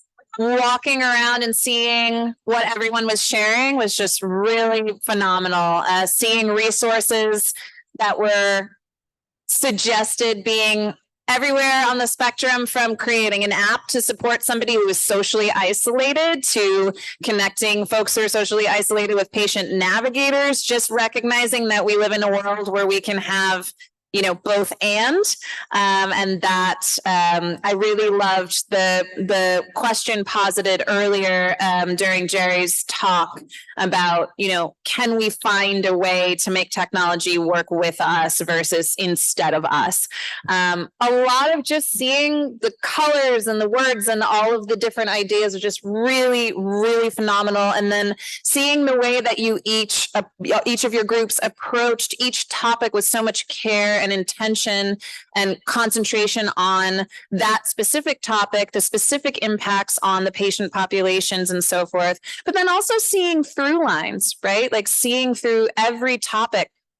Fear, you know, with things here for, you know, just because this is within my eye shot of the trauma-informed care for veterans, fears of being seen as disloyal, you know, fears of stigma over here with gender-affirming care, being misgendered, just all of these different ways that you all thought about the patient as your first step, and then use that to build in what kind of support a clinician would need, how to help them make changes, and then your resources were just so cool. There's so many different approaches to supporting not just the patients, but the clinicians and the patients' communities. So just super impressed and not surprised about that, and loved those of you who took time to draw little electric yellow flowers and QR codes and things like that. So get yourself a well-deserved 15-minute break, and then we'll come back at 2:15 and prepare to wrap up the rest of our day. Let us know if you need anything, and thanks for being part of this test hybrid activity. Thank you. Yeah, lots of running around. That's fun. Yeah, that was fun. Thank you guys. Appreciate that. Yeah.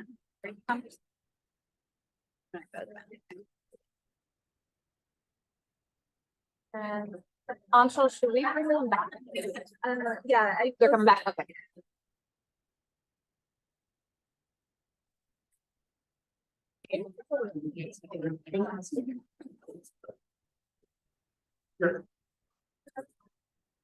Sarah, you look like you were leading your table. Look like you were leading your table over there.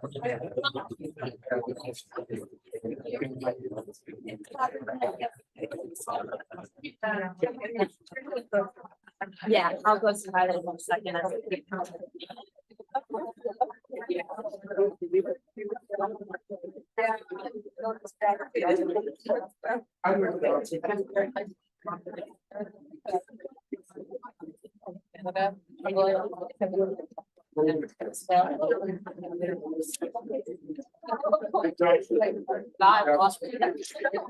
Welcome back to our live stream participants. Thanks for letting Anshul and myself jump into each of your rooms. We're so excited to see what you were working on. We are taking a coffee break now. We're going to check our emails and look at your slides, share them with everyone here. And we're going to post some pictures of what people came up with here in Boston on Twitter and share your things on Twitter as well. So, sorry, on X. So check us out at NaRCAD on X. And we'll have everyone's stuff all up on a virtual gallery space. And then we'll kick off the next segment at 2:15. Thanks, guys.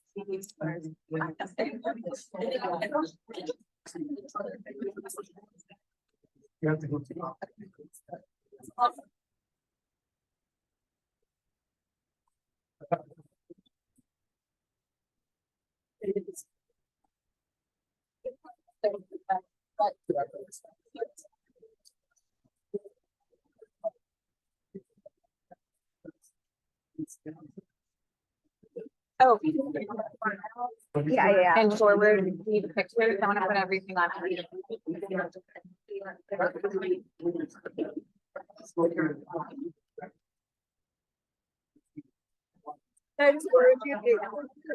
Yeah, forward me emails. That's easier.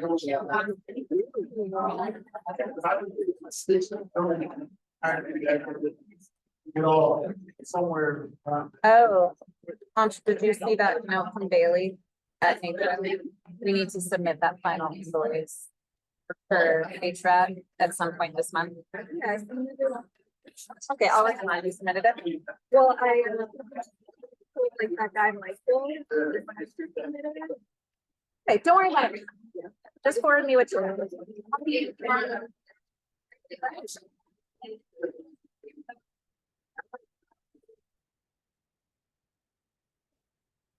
You can only do more photos on active.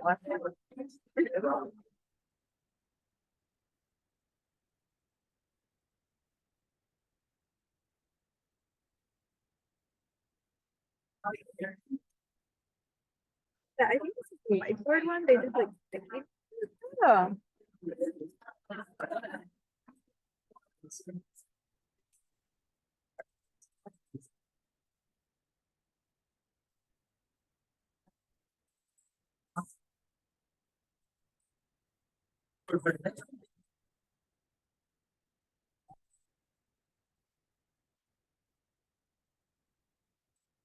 Thank you. Are there a lot? There's, but two of them are like words. So.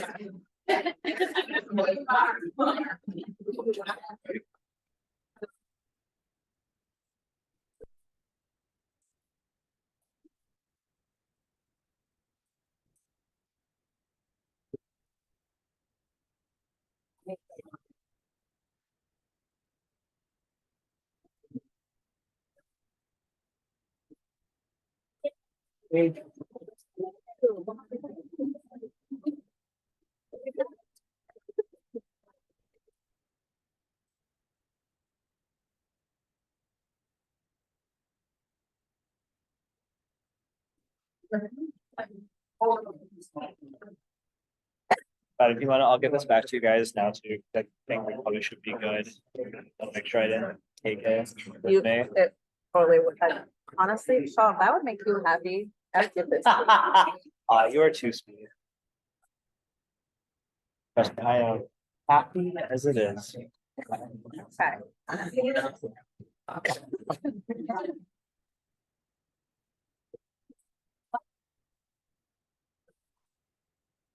I was and she was like, I didn't realize the hotel has a dog. the training, so she's like, let's take a picture so I can like say it. Should we go? We'll be right back. We have to go. They're going to hang out with the hotel dog. The hotel dog. They have like a black lab that hangs out by the front desk. Wow. Oh, legitimate. PowerPoint. They give out stickers, so Ah. Yeah, I feel like I should go it'll to make this. Ardog jealous. I'll see, there's a passing example in Ardog. Definitely seen Ardog in the background of work from home days. Very poorly behaved. They believe it. So, Poorly behaved. oh, he is very poorly behaved. You know how to make things for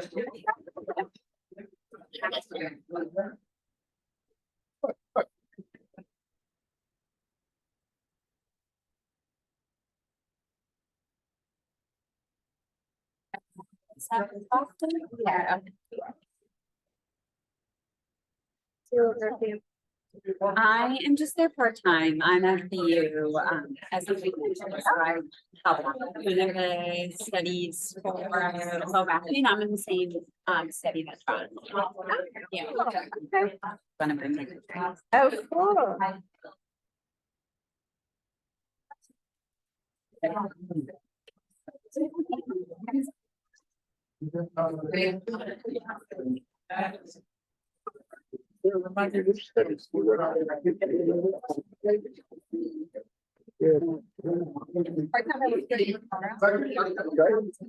Oh, yeah, that's right. That's right.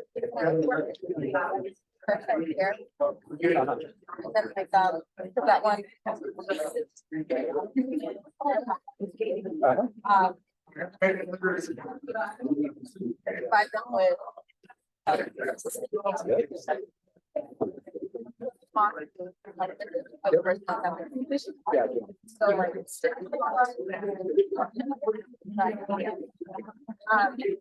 Just like brought it down.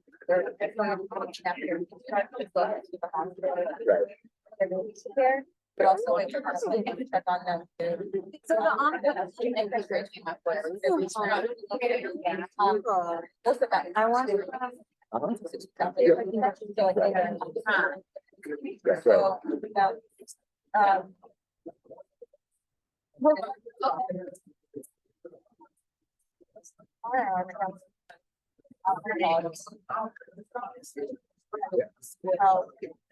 What are the barriers for?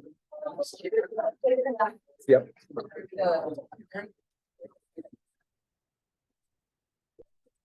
Right. I think that stuff is so important. Yeah. It's like, I think, moms who have those conversations. And then in primary care, we like, it just, they sort of go back, like, oh, the 30, whatever, nobody thinks about it. And then by the time you get to the 40s, 50s, it's like nobody's thinking about it anymore. You miss the window to do stuff. It's like, it's so, it needs, it needs systems to do. It's like, you can't just say to people, hey, don't forget, like, that's important, but you need systems. Really important work. How.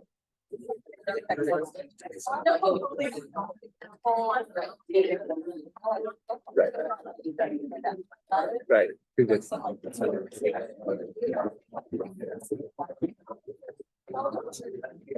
Right. If you don't want to sort of, it's a tricky balance. You don't want, you want people to take it seriously, you want them to advocate for their health, you want them to look out. You don't sort of want them to, like sort of start defining themselves as a person who you want them, you want, I mean, not that there's anything wrong with having health, but you want people to, you want to be optimistic. So how do you sort of put it in a way that, you're healthy, but you need to do this to say that? Yeah. And it sort of ties into this, what's the right way to get all of us primary care to recognize it and keep an eye on things. We got to see the dog. She's such a sweetie. She is just a sweetie. She's so calm because compared to this little guy, like yeah, that is true. Yeah.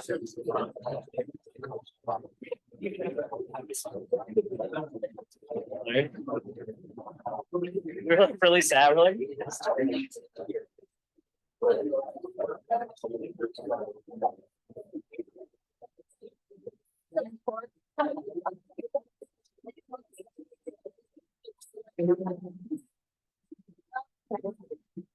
We're supposed to. Oh, well, my son and, daughter-in-law, when they were in college, did this thing where they kind of, they socialized, and so they would get them, there's a bunch of college campuses in the Midwest that have this, so they would, they're sort of, once they're basically like weaned as puppies, they go for like 11 months, I forget, for like socialization, so they have a service dog train, they take them to like all their classes everywhere. And then when they get to whatever it is, a year, like 14 months, they go get tested for aptitude. So like one of the dogs they raised then went and was like a seizure dog for like a little girl who had some congenital something of seizures and does that. And then like one of the dogs they raised was very sweet, but really not very smart. And one get thing. So he's like a resource dog at school now. They were like the school resource officer like takes him around and gets the pet, but he's not like smart enough to be, like in anything. Like he was, well, because that one came home with him on a summer break, with our son.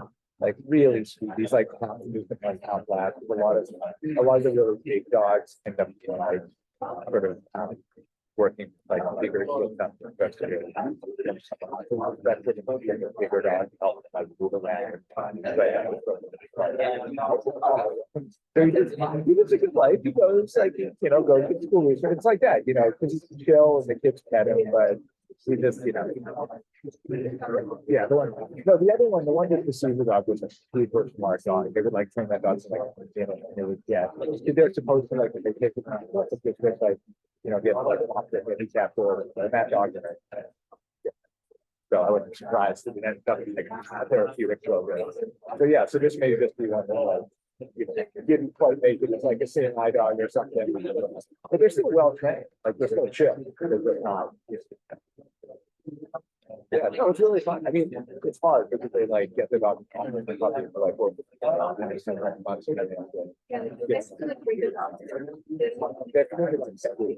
But then they have to give it up. It's really hard. They actually have a rule like the city can't come in the back. Otherwise, they like if you know going. Like even if they point out, they're going to go to something else. Okay.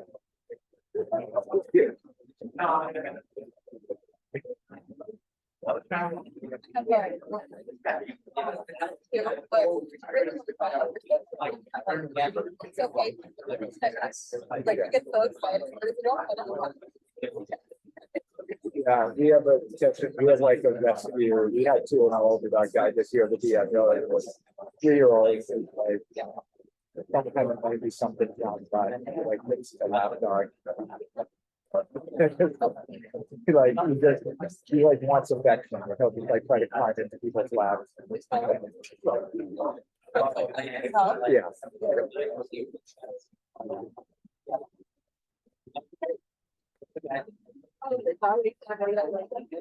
Oh, yeah. Oh my God.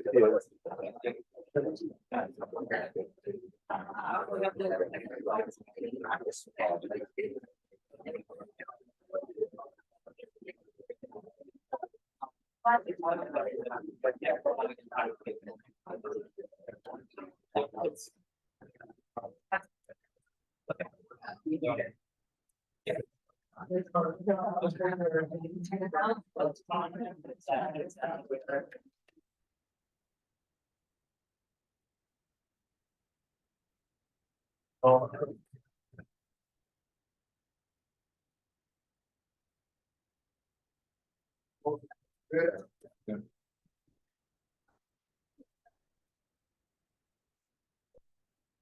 Yeah.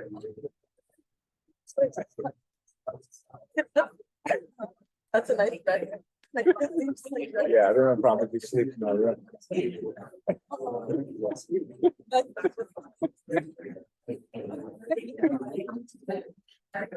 It's fine. It's fine.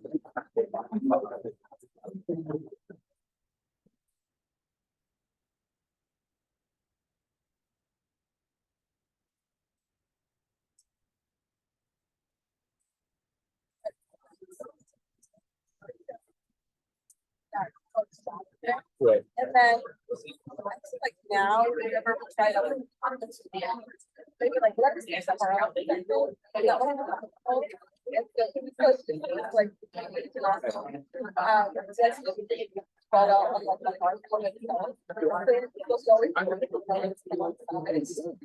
No, it's crate training is really important. Our old log, we had crate training that was too big. It's like the scan. Like scientific gets, you know, if people organize it's like it's like too hype, you know, because it's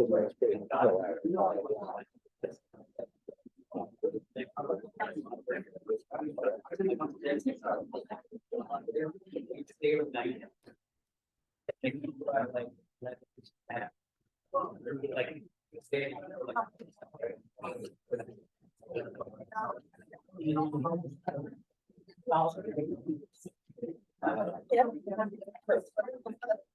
I figured that's all like.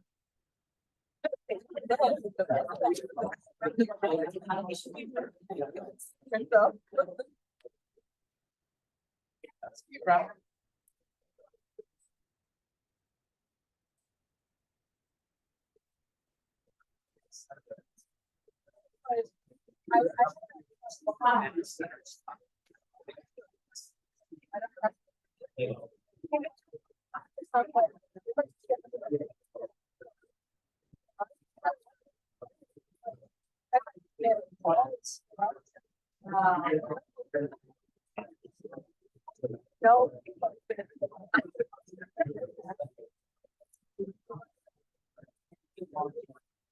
And you have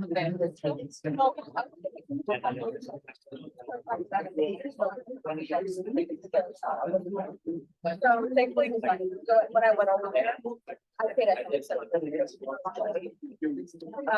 That was like about. Yeah. Yeah. Like if I don't think like That's where I get to try and I was on the train on time. Does the schedule work out for you, like getting home, or is it like do you have to like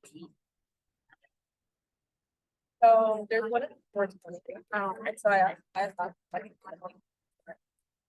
like this the next one after that's started. Okay, we're both drunk though. yeah, yeah.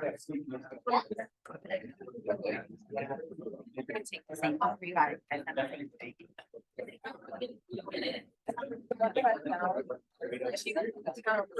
Okay. Like the one that she goes, I don't think the crowd back page but the one that I found is like 15-minute drive. Okay. It has back page. Okay. Then let me just put it in there. Yeah. But for her, it's further away. Okay. It makes sense. It's tricky with the train. It's like convenient when it works out. Exactly, yeah. Sometimes they skip stops, sometimes I pay attention. Yeah.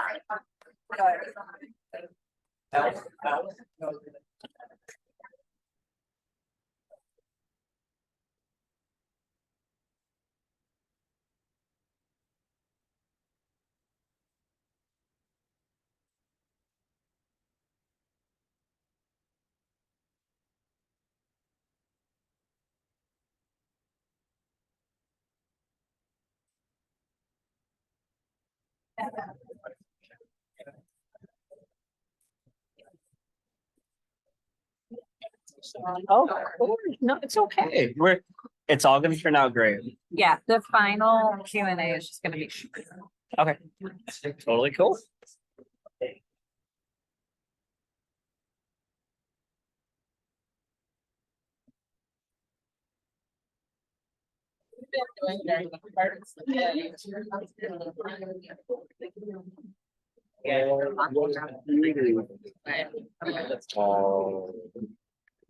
Oh, that is pretty great. That is pretty great.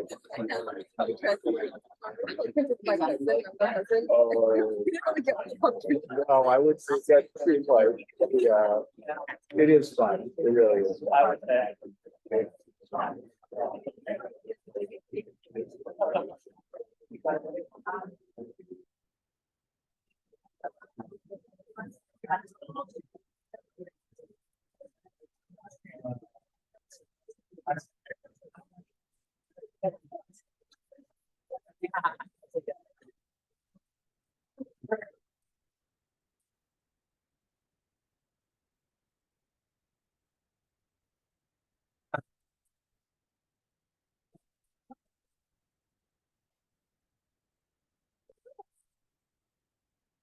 Been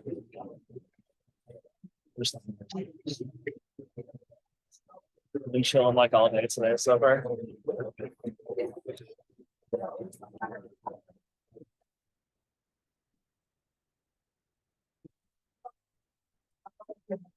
Hi, everyone. We are having Ken's up here work some slide magic. Give it up for Ken's. He has been making everything happen these past 2 days, including reaching up really high to put your gallery Post-its on the wall above the funky seashell light. So thank you again, Ken's. You are awesome. So wanted to share a couple of things. Hopefully live streamers can hear me. But right now, as we're getting ready for the final groupings of presentations, I wanted to share that everyone who was working on the gallery walk mastermind sort of section from live streaming at home, they all came up with amazing e-slides that I just threw up on Twitter. And I put a cross section of everybody's work in here up on Twitter as well. So if you want to see a grouping of what everybody came up with in such a short period of time, it's really pretty awesome. And I'm sure the folks from Dish would also really love to see the slides that came up around sexual health and prevention as well. So thank you again for being part of that. In just a moment, we will be talking about some snapshots, what we like to call kind of a collective of interesting work across the field in the past calendar year. We used to call it our yearbook. But we decided to call it snapshots because we thought that sounded a little more interesting. And also yearbooks makes it sound like that year is over. And we know that this work is continuing, that a lot of the folks that we're going to be highlighting today, some of them have been doing this work for years. Some just started a couple of years ago. So showing a span of different ages of projects and how impactful even just a year or 2 year old project can be is really something to see. So with that in mind, I'm going to take a moment to introduce a woman who is just so phenomenal. She is one of the ones that has been doing incredible work in a short period of time as pretty much a lone ranger of a detailer. So she goes by Marie Christine Fishman. She is the lead academic detailer in Metro Health, and she is in Ohio, working really hard to connect with clinicians within hospital systems and trying to figure out how to do that with limited resources, building the program pretty much solo, I would say. Is that embarrassing you a little bit? Yes? Okay, she's nodding. I want to call up Christine Fishman, who will be talking about her experiences working on an OD2A project, which is Overdose Data to Action. It is a grant from the CDC that has taken on many amazing acronyms over the years. And just as we get used to one acronym, it changes. But right now it's still OD2A, which I can remember. So I will be grateful for that, grateful for having Christine come on up and share the lessons that she has learned and what she plans to do next. So round of applause for Christine.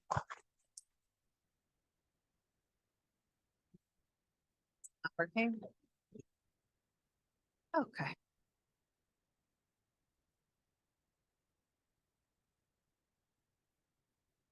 That's quite all right. I'm going to stall for time now. So one thing that's really cool about seeing the arc of this conference is seeing literally how much more colorful it has become in terms of the things you all are creating, the presentations you guys are doing. I was saying to Jerry at the reception last night, that it's just really so amazing to, hear just uproarious laughter coming down the hall from a workshop where people are learning how to do medical improv with Chirag and Jess. I mean, it's just we just have such a cool field, honestly. And when you think about it, we're kind of like a niche field in a way. And we've been growing, but it's kind of like, I want it to be like the cool kids club. Like I want you all to feel really cool about the work that you're doing because it's such an innovative strategy, but all of you and everybody at home and the folks who haven't been able to join us in Boston or at home today, really put their heart and soul into this work, whether they're looking at the data, whether they're the ones that are knocking on the clinicians' doors. And I just really want to give a round of applause to all of you for caring this much about patients and caring about what clinicians need, especially clinicians who are grumpy, they're tired, they're hungry, they might not be approachable. And the fact that you guys are tenacious enough to keep doing this. And also, you don't have to be tenacious all the time. I want to bring it back to that self-care piece from the beginning of yesterday, which seems like a long time ago. Hoping that we can get you guys out of here early so you can fly on home and take care of yourselves. So thank you for being a big part of the arc of this and for being here in Boston with us and at home. We're really, really appreciative that you're here, and it's been a blast. So thank you. All right, Christine, take it away. We are ready for you.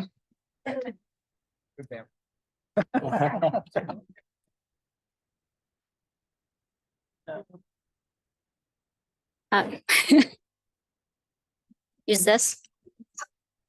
Can you hear me now? Yes. Hi. No, you're on mute. I better fix that. Okay, so hi, my name is Chris and I work at the Metro Health System, and let's just get started because we're low on time.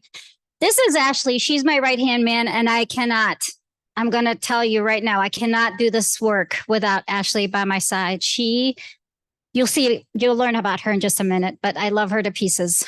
I have no conflicts of interest or financial disclosures. Today, we're going to talk about academic detailing at Metro Health. We're going to review evaluation metrics, and I'm going to talk to you about what I've learned over the past 3 years. I think almost 3 years. I started January 4th of 2021. Metro Health is a health system that consists of 4 hospitals. It was founded in 1837 as part of Cuyahoga County's safety net health system. It is a level 1 trauma center, and it's Ohio's only adult and pediatric trauma and burn center. So I'm just going to dive into it. What goes into an academic detailing session? And for me, I will introduce myself. I will say, hi, my name is Chris. I'm here to talk to you. Do you know what this meeting is about? And they'll usually say something about opioids because I work in the Office of Opioid Safety. And so first thing I do is I ask them, okay, what are some of your concerns with controlled substances? About how many patients do you have concerns about? What can we do to support you? And then I listen to them and we talk about all these things in one meeting. So the prescription drug monitoring programs, different referrals that we have within our hospital system to support them should they encounter patients that may have issues. We talk about opioid and benzodiazepine co-prescribing. I talk to them about controlled substance agreements, prescribing naloxone every time they write for an opioid or they identify a patient with a substance use disorder, because we all know it's polypharmacy out there. I talk to them about urine toxicology screens, and here I ask them, I beg them, I'm like, please do not use these to catch your patients doing something wrong. Use these as a way to communicate with your patients about what you can do to help them. And then we have smart sets within our health system to help with best practices. And then in another session, we talk about the treatment of opioid use disorder. So they can do up to 2 sessions with me, and each session they have the ability to earn 1 hour of CME because we have a CME office within our health system. All right. So my right-hand man, Ashley, she schedules all my appointments for me. She has been a part of Metro Health for a very long time. She knows a lot of the physicians. She understands Epic, and she understands the scheduling part of Epic. And so providers trust her. They know when they get an email from her what's coming. And then she has the security access to block their schedules, so no patients are affected at all when I meet with them. So if they can meet me at 3:00, she will block their schedule and nothing can happen to them while they're talking to me. Now, does that work all the time? No, because we know, physicians, nurse practitioners, and PAs go over their time sometime. All right. So because this is a grant, I work under a grant from the CDC. what we've done is stewardship education for all the prescribers. So I always look. So one of the things I do in addition to academic detailing is that I'm part of the onboarding program at the hospital. So every provider will sit through a day of being trained. And so I get to have a list of all the new providers within the system. So I reach out to every single one of them in primary care and psych, and I talk to them. We also have a group of people within our office. We call ourselves and you'll see it at one of the last slides. We sit together, we meet, and then we look at the data that comes out of our electronic health records, thanks to some data analysts.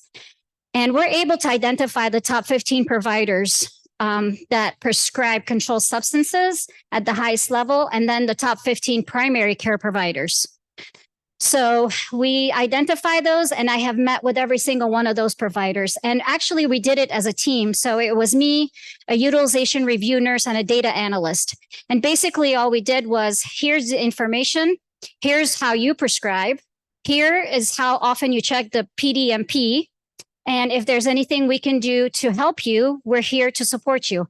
We know you have this many patients who are being co-prescribed opioids and benzos. We have a pharmacist in our office who can help you manage those patients. So we point stuff out to them, we educate them, but we never shame them. We never tell them, you suck. We don't do that. So we try very much to let them know that we're here as a support system. In our emergency department, so the person who hired me is like my hero. She is a physician who has been on the forefront of harm reduction in a true sense of harm reduction. When she was a resident, she used to go to the Free Clinic of Greater Cleveland is what it used to be called, and write prescriptions for naloxone all day. So this woman is a pioneer. She started a project called Project Dawn, Deaths Avoided with Naloxone, that we use throughout Ohio. Well, she's brought it to Cleveland anyway. And so she's an emergency physician, and she wanted me to detail every single provider in the emergency department. We have about 90. So I met with each one of them individually. And the first meeting was all about opioid stewardship. How are you prescribing in the ED? What are the multimodal methods that you use when you're dealing with patients? How do you deal with somebody who comes in and tells you, hey, doc, I lost my script or it was stolen? What do you do when it comes to back pain? And when do you offer naloxone? Because we keep it in the Pyxis machines in our emergency department. And then the second meeting was all about the induction of buprenorphine in the ED. So you have a patient that presents in the ED, and we know that what's out on the streets is fentanyl, which is super potent. And, you can't use small doses of buprenorphine in order to help the patient and, allow them the opportunity to stay in treatment. So we went through, all of those. And for each of those meetings, they were able to earn CME. Currently, I am working with the treatment of OUD in the Cuyahoga County Jail because Metro Health also takes care of the inmates in the Cuyahoga County Jail. So we're trying to implement the treatment of opioid use disorder in the jail because we find that it reduces recidivism. We link them to care and things like that. And then the other one is I'm meeting with the geriatric providers to see how they prescribe for their patients. And then they will also get a meeting about, the treatment of opioid use disorder. So we do a lot. So does academic detailing work at Metro Health? Well, yes, it does. Let's look at the data. So I'm sorry, the N is 83 providers. Because this is an OD2A grant, Case Western Reserve University is the evaluator of my program. And so what we did was using PIN numbers for our physicians that they have in our hospital, so they're completely de-identified. We were able to track their prescribing habits 6 months prior to academic detailing and then 6 months after. So out of 196 providers that were detailed in that period, this is data on 82 because we wanted to have 13 months of data for them. So the rate of ORS is the prescription drug monitoring program in Ohio. So out of the physicians that I detailed, unfortunately, I was not able to find a significant difference in their rate of checking. But what this did was it helped us discover that there were some inconsistencies in the way that providers were checking the prescription drug monitoring program within the system. So what we've done is, thanks to the OD2A grant, we actually have a information system task force that helps us with the electronic health record program. And so it's allowed us to try to streamline some of the workflow for our providers to check the prescription drug monitoring program. Number of opioid pills prescribed in 6 months prior and after AD actually decreased. The number of opioid prescriptions written, the total number of prescriptions written also decreased significantly. And then the number of opioid and benzodiazepine co-prescribed also decreased. So what are some of the lessons that I've learned? Well, let's just put them all up there. Oh, so what I try to do when I go into a detailing session with one of our providers is I try to figure out what's their pain points, because they're not going to want to spend time with me if all I'm doing is shoving information down their throats. And I'm sorry, I'm just really direct. So what we've done is in our office, we've created a team of us who sit and meet every single week, and we look at prescriber habits to see. And I'm going to be honest with you, when I go see a prescriber, like if I identify somebody in orthopedics who's overprescribing or prescribing too much, I will detail every single person in orthopedics because I'm never going to single somebody out. So we work with the IS team to improve prescribing behaviors through adjustments of workflows, like I said earlier. I develop working relationships to build trust with the providers. They know I'm not going to go over there and give them a lecture. That's just not how I am. But, you know, we offer them real solutions to the problems they're facing. And then last but not least, the only goal, and I tell them this the minute I meet with them, hey, I'm not here to make your life miserable or to add to your workflow. I know you're dealing with 18 problems in 20 minutes. I'm here to offer you support. So if you have a list of patients who are having problems, please let me know who they are, because we have support within our office who can help you.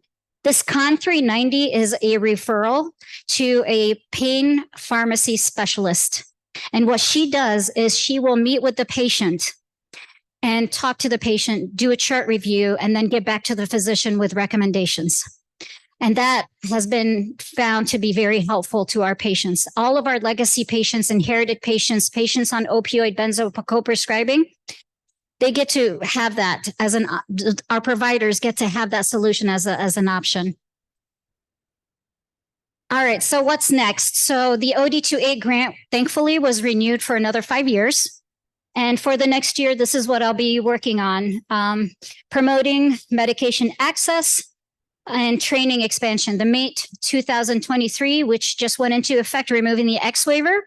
So what I've done is I've created a handout that I can provide to our physicians when they renew their DEA numbers. I'm going to be I'm trying to expand academic detailing, and although I've tried with other hospital systems, it hasn't been very successful, especially during the pandemic, but that doesn't mean I'm not going to try again. But I've been working with FQHCs, and that'll be the next slide. And then I'm really huge. I'm very excited about buprenorphine, and I want everybody to give it a chance because it can be extremely helpful, especially with the new recommendations that are coming out of the Department of Defense, the Department of Health and Human Services, the CDC. So with respect to FQHCs, this is a collaborator with a partner called the Center for Health Affairs. There were 2 FQHCs with whom I've collaborated or have been doing work with, Care Alliance. Our office presented to their team about different things that they would find helpful. And then I went and found their pharmacist, and I talked to him about academic detailing and how he can use that to help his providers within that. And then neighborhood family practice, last week we presented to them. And then I hope to reach out to their pharmacy team and get them excited about detailing and supporting their providers. And that is all I have.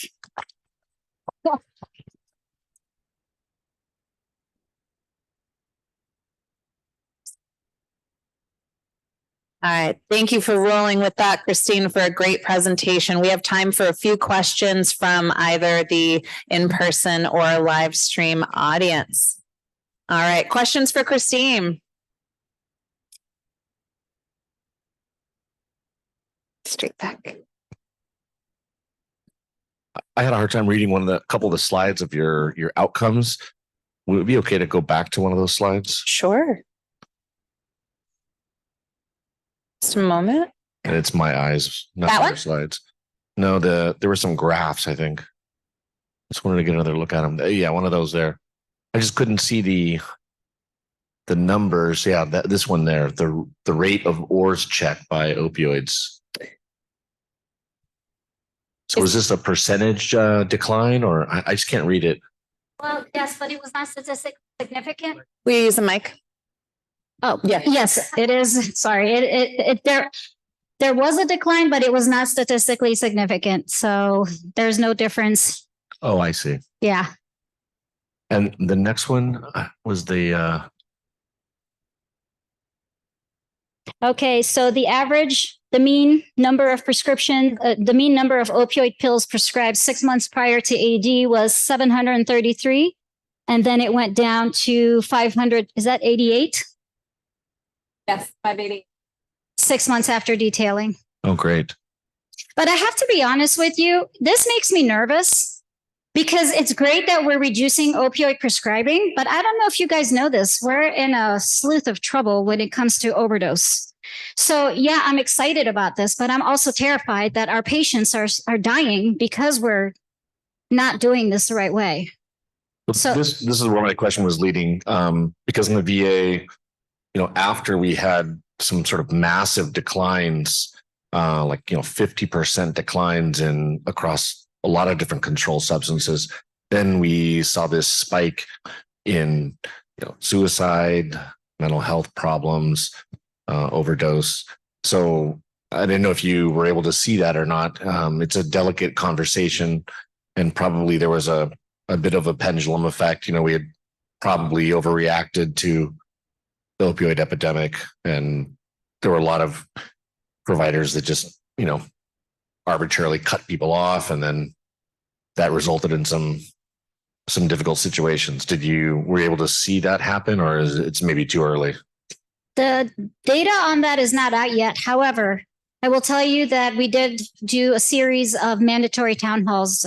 My boss, myself, and another person, we did a series of town halls for our providers that were mandatory. So everybody had to go. And in it, I really took the time to say, please do not deprescribe anybody abruptly. Do not stop taking care of the patients. Call our office. We will help you get those patients on track. The beautiful thing about the CON 390 referral that you saw up there is that it's not just the pharmacist. There's also a case manager nurse. She's the one. So the physician gives the patient the message, something's going to have to change.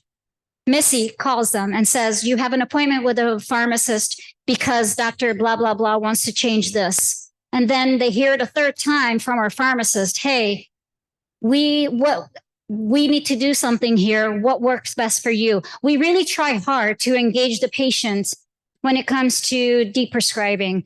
And we're trying hard to get that message across that you can't just discontinue somebody's medication.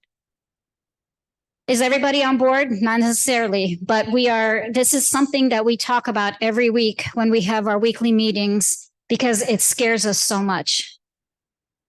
Thank you for sharing that. And thank you for the question. We have time for one more quick question before we transition.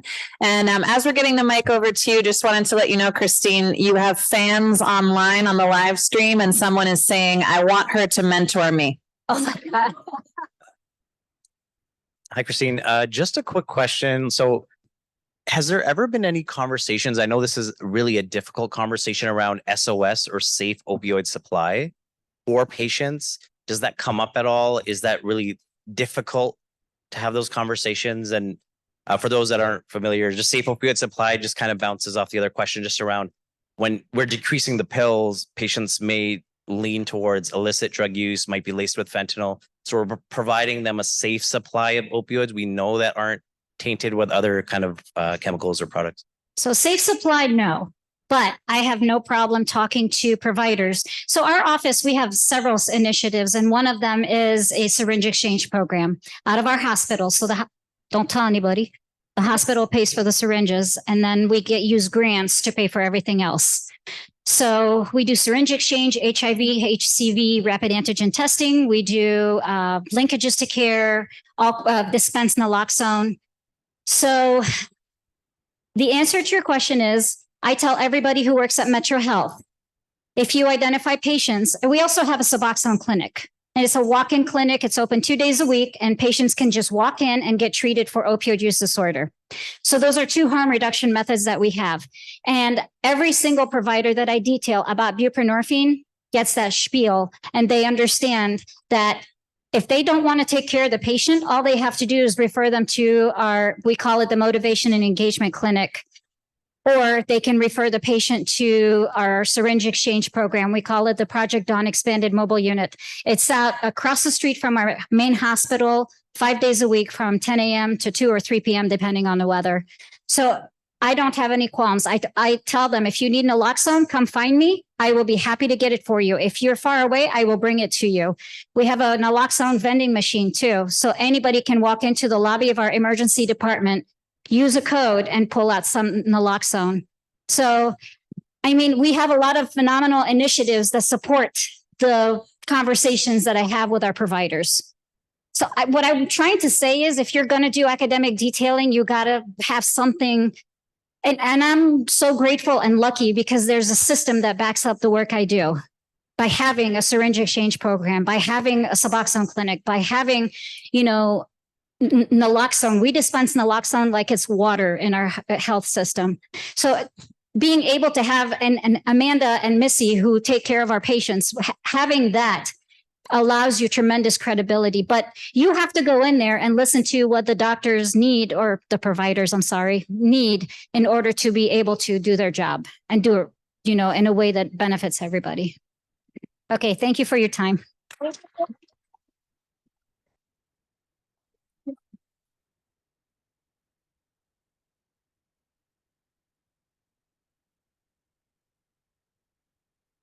All righty. We're super excited to introduce our next speaker, Zach Dumont, who's been a clinical pharmacist with RX Files in Regina, Saskatchewan, Canada since 2008. And I'm super honored to be able to introduce him because he's a personal mentor of mine, taught me just about everything I know about being a training facilitator. So lots of thanks. So Zach, without further ado, come on up.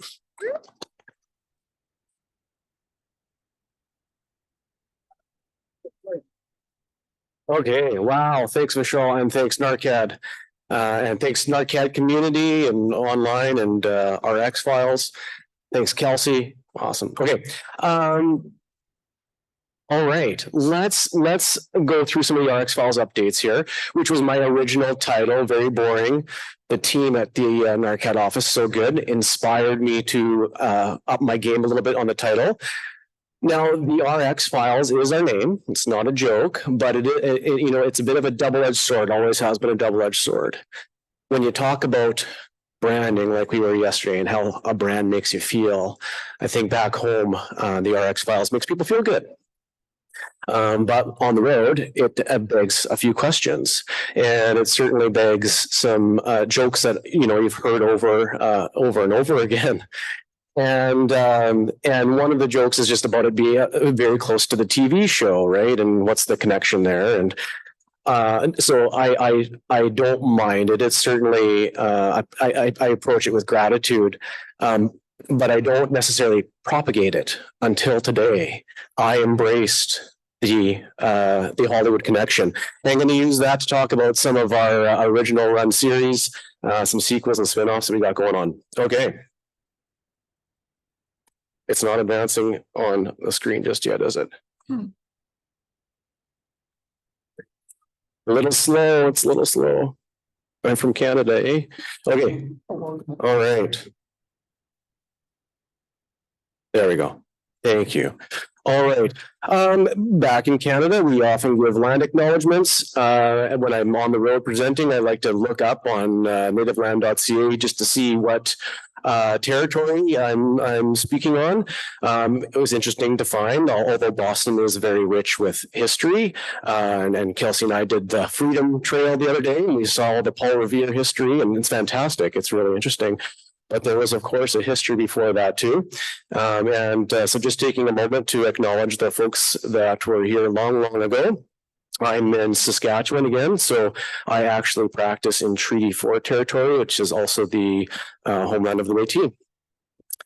All right, our program receives grants from Saskatchewan Health through the University of Saskatchewan, and the revenue we also make from our book sale and from our online subscriptions, and now our conference allows us to operate on a not-for-profit, not-for-loss basis. We do not receive any funding from the pharmaceutical industry. I myself have nothing to disclose. I am a clinical pharmacist with the program now for 14 years, but my full-time gig is actually as a hospital pharmacist with the Saskatchewan Health Authority. Okay, we're getting into some of the content now. RX Files in 2022, so just around last year's conference actually, celebrated its 25th anniversary. So yeah, way to go RX Files. So remember that your projects, no matter how big or small, are enterprises unto themselves. And you never know when you could end up here 26 years later. So just to start the joke and hopefully not beat it to death, we are well into syndication in our X-Files land. I'm going to first talk about our original series, and this is just our regular old academic detailing service. Our most recent topic was on anxiety. We're just wrapping it up, and I'm happy to share some of the results from that topic. This was just our newsletter, and we do have a website dedicated to each of our topics, a landing page for each of our topics. So this is what our numbers look like in Saskatchewan, and we are rebounding yet from COVID and the pandemic. We saw over 250 physicians on this particular topic, which is pretty good. Saskatchewan's only 1.1 million people. So relatively small province on a population basis anyways. So we saw over 250 physicians. If you take in all clinicians, so we see nurse practitioners, pharmacists as well, other allied healthcare professionals, saw over 800 people here. And so this was just on the topic of anxiety. I'm going to share with you a couple of the things that we talked about with that particular topic related to the key messages. And the first one I wanted to share was just interesting because we are all pharmacists with our program. And we sometimes wonder how non-drug treatment key messages will land with providers. And so our very first one was to provide psychoeducation, offering CBT, cognitive behavioral therapy for patients with anxiety. And we were curious how this would go. I'll show you the results in a moment here. Along with this particular key message, we knew it was going to be a bit of a tough sell, and there'd be lots of barriers and there'd be some objections to this particular key message. So we developed a number of tools, and on this page, you aren't necessarily supposed to be able to read, although you would be able to access this stuff after on that website there. We developed something on just psychoeducation. We developed something on cognitive behavioral therapy. The third from the left is a non-drug prescription that a physician can actually provide, a prescriber can provide to a patient. And then the last one is actually a collection of all of the 1-800 numbers, websites, whether there's a fee associated with it, all that sort of curated in one place so that we had that handy when we knew a physician or prescriber would say, yes, CBT is great, but, okay. So we had that ready to go. Now, we wanted to know how this particular key message was going to land. Again, non-drug therapy. And as you can imagine, we've been out on all sorts of topics over the years. And diabetes, you know, the first recommendation is diet and lifestyle and exercise. And those are always a little bit tougher sells. So we were expecting something similar here, but maybe it worked to provide all those additional tools. So this was just a survey question that we asked afterwards as to whether or not cognitive behavioral therapy is going to be an option for patients. And most of the people that we visited actually said that this was new information or gave me new information. For some folks, it was confirming their knowledge as well. This is a couple of questions collapsed into one if you're wondering why it doesn't add up to exactly 100. So it seems to have landed pretty good. We're not too worried about that. We did, of course, have to talk about medications, and I'm not going to go into any of the detail or the therapeutics around this particular topic right now. But this is one of the tools that we had created, again, just to promote the benefits of cognitive behavioral therapy. Lots of green here means good. Yellow, orange, and there's not any red on this particular page, but those colors would indicate bad things or not so good. So CBT having the most green and the darkest green there. SSRI is one class of medications. SNRIs, another commonly used medication in this condition. With some benefits and example or evidence of efficacy. A couple other medications I'll show you in a moment here. Pregabalin and benzodiazepines comprised some additional key messages. So we wanted to know, how did our messaging around those particular medications go? And pregabalin, as you can see from this particular question or set of questions that we asked about pregabalin, this was brand new information for providers, and it felt like we were really addressing a practice gap, which is what you always want to do when you're developing key messages, is develop a practice gap. So pregabalin as an option, a second-line option for anxiety. Doesn't come without some trade-off. There are certainly some trade-offs associated with it, but it would be an option for patients who aren't responding to first-line therapy. We also just provided some information regarding the use of regular scheduled benzodiazepines and tried to provide it in a really balanced way. Benzodiazepines carry lots of risks, and so we want to develop a message in a balanced way. And provide providers with language that they would use around starting the medication, using it regularly, not associating taking benzodiazepines with trying to relieve symptoms of anxiety, but actually separating it from that, and then having an exit strategy. We are doing this for a short period of time, and then it's off, right? And then we have to think of other things because we can't keep this up forever. So wanted to help them use those medications safely and not say no benzodiazepines, never for anyone. We didn't want that to be our key message. And again, you can see some people here, and people are all over the place on benzodiazepines, right? It's not that bad to, I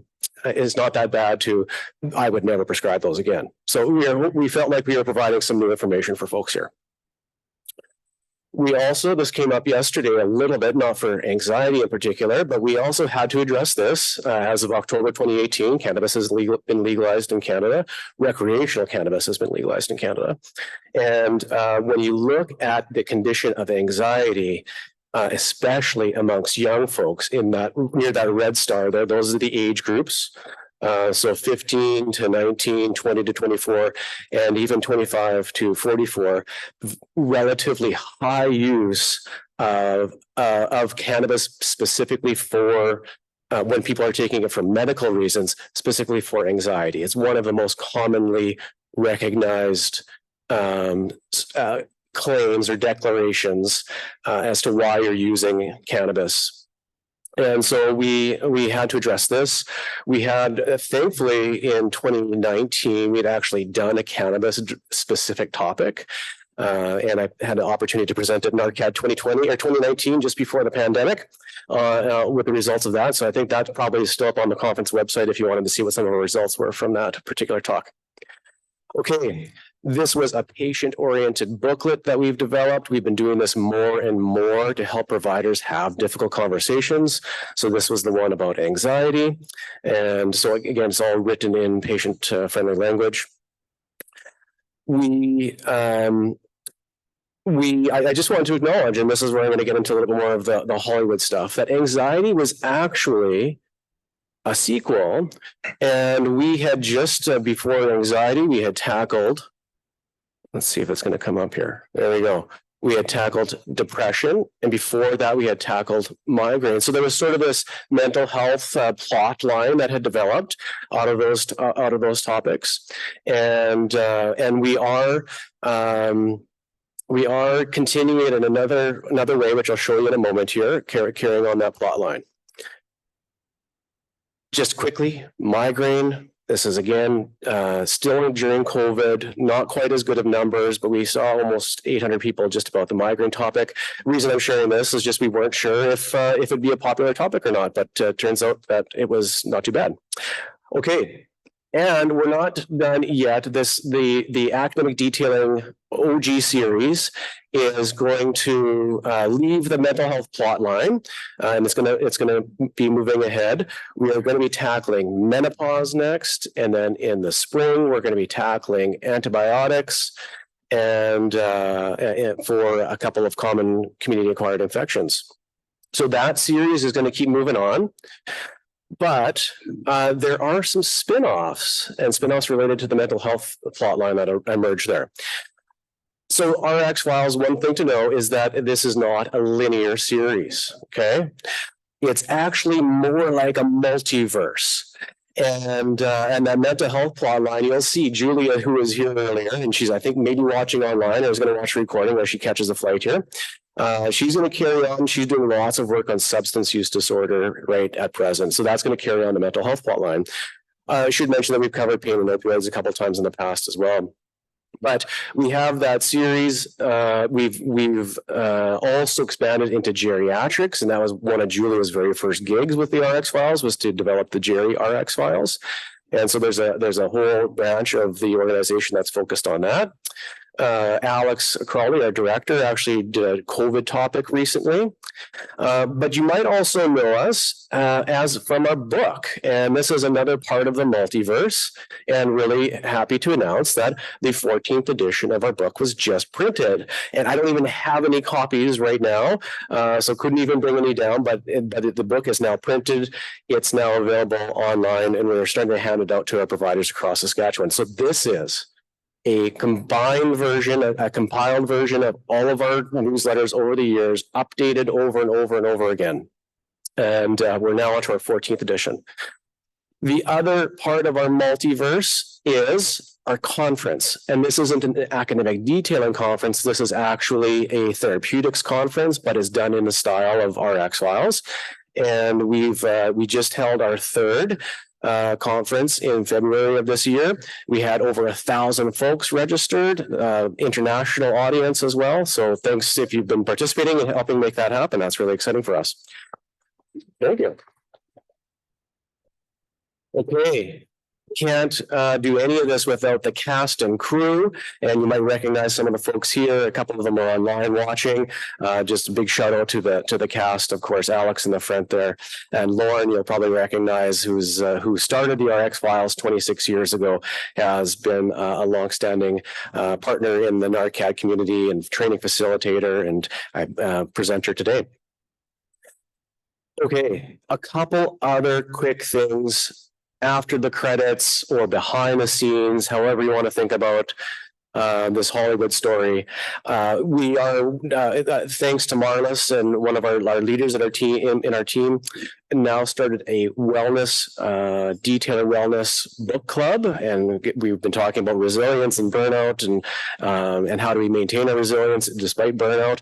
This is one of the strategies we've been using. So we read Carol Dweck's book on mindset and the idea of the growth mindset.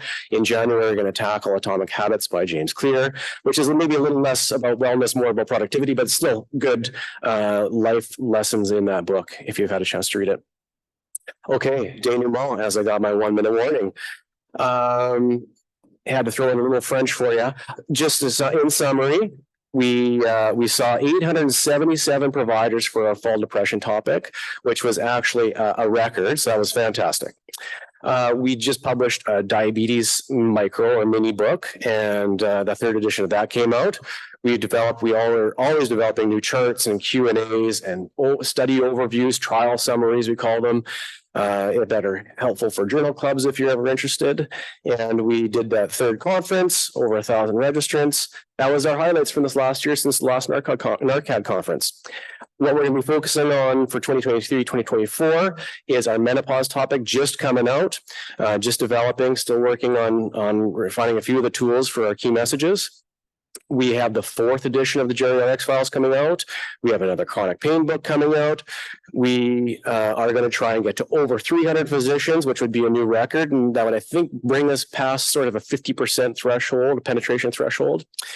And we have another conference coming up in February, and we are thinking about expanding our universe in one way or another. Now, that's the end of my slides. I had a whole bunch of other stuff about crossovers with other multiverses, right? Like when the Ninja Turtles team up with the Avengers kind of thing, and BC Pad is here and CADC is here and NaRCAD's here. But I'll cap it at that. Thank you for this opportunity again. And I think we maybe have a couple minutes for questions. Okay.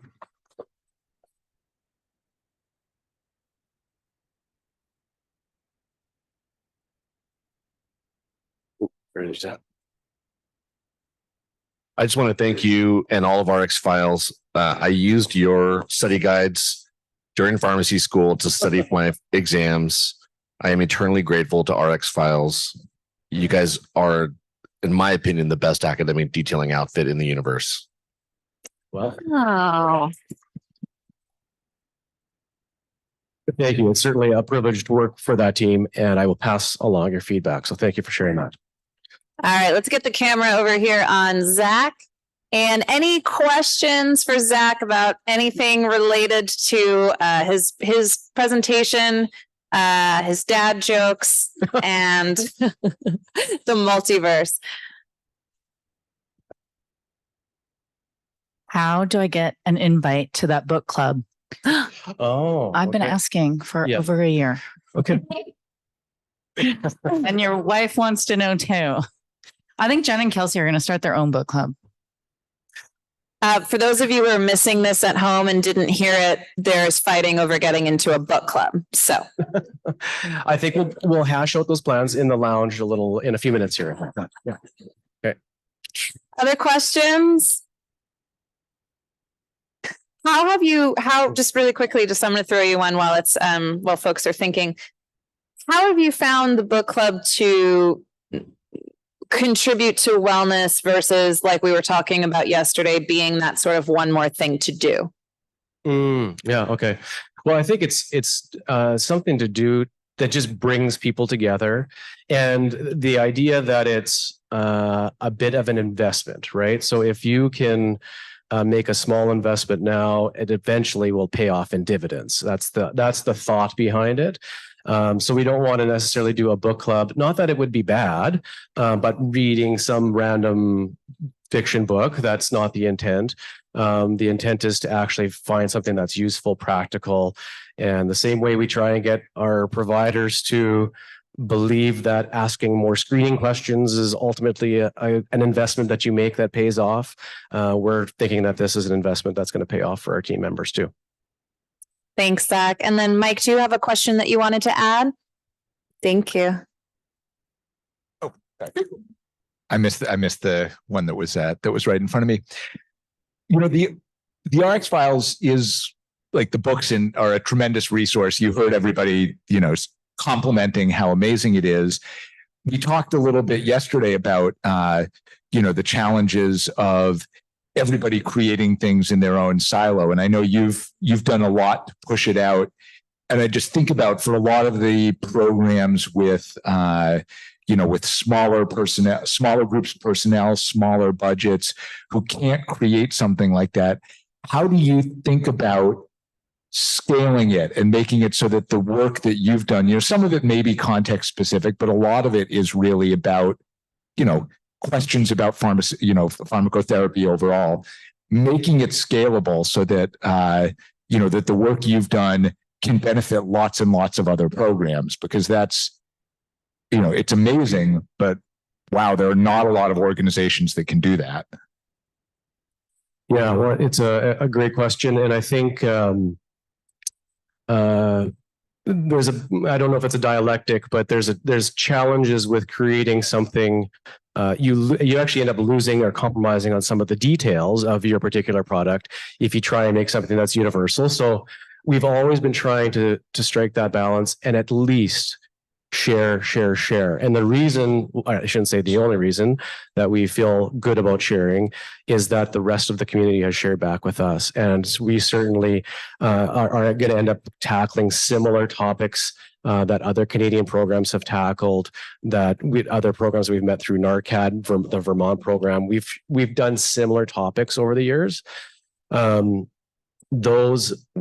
think what other programs have done and what you could use with our materials for is at least to come up with candidate key messages for a particular topic. And it doesn't have to be the key messages that you use, because maybe PDMP use is already really high in your jurisdiction, and that doesn't need to be its own key message.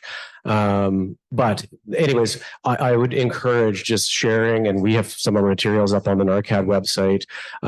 You've made connections here today. We do that all the time. We borrow, and we borrow shamelessly, but we try and put it back into the community too. Thank you, Zach. Thanks for being here.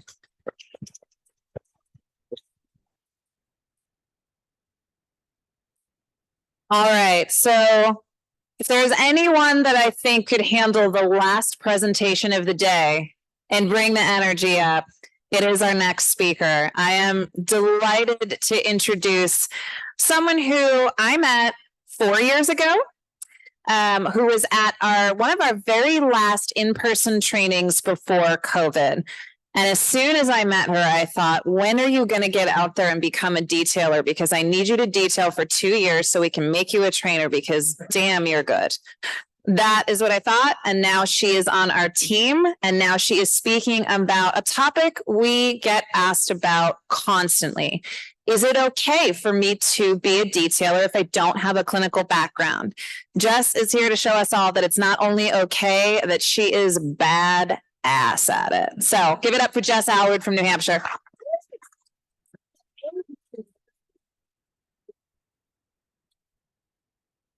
Well, no pressure at the end of a couple of really long days. Everybody feeling a little crispy? I'm a little crispy. My brain's a little tired.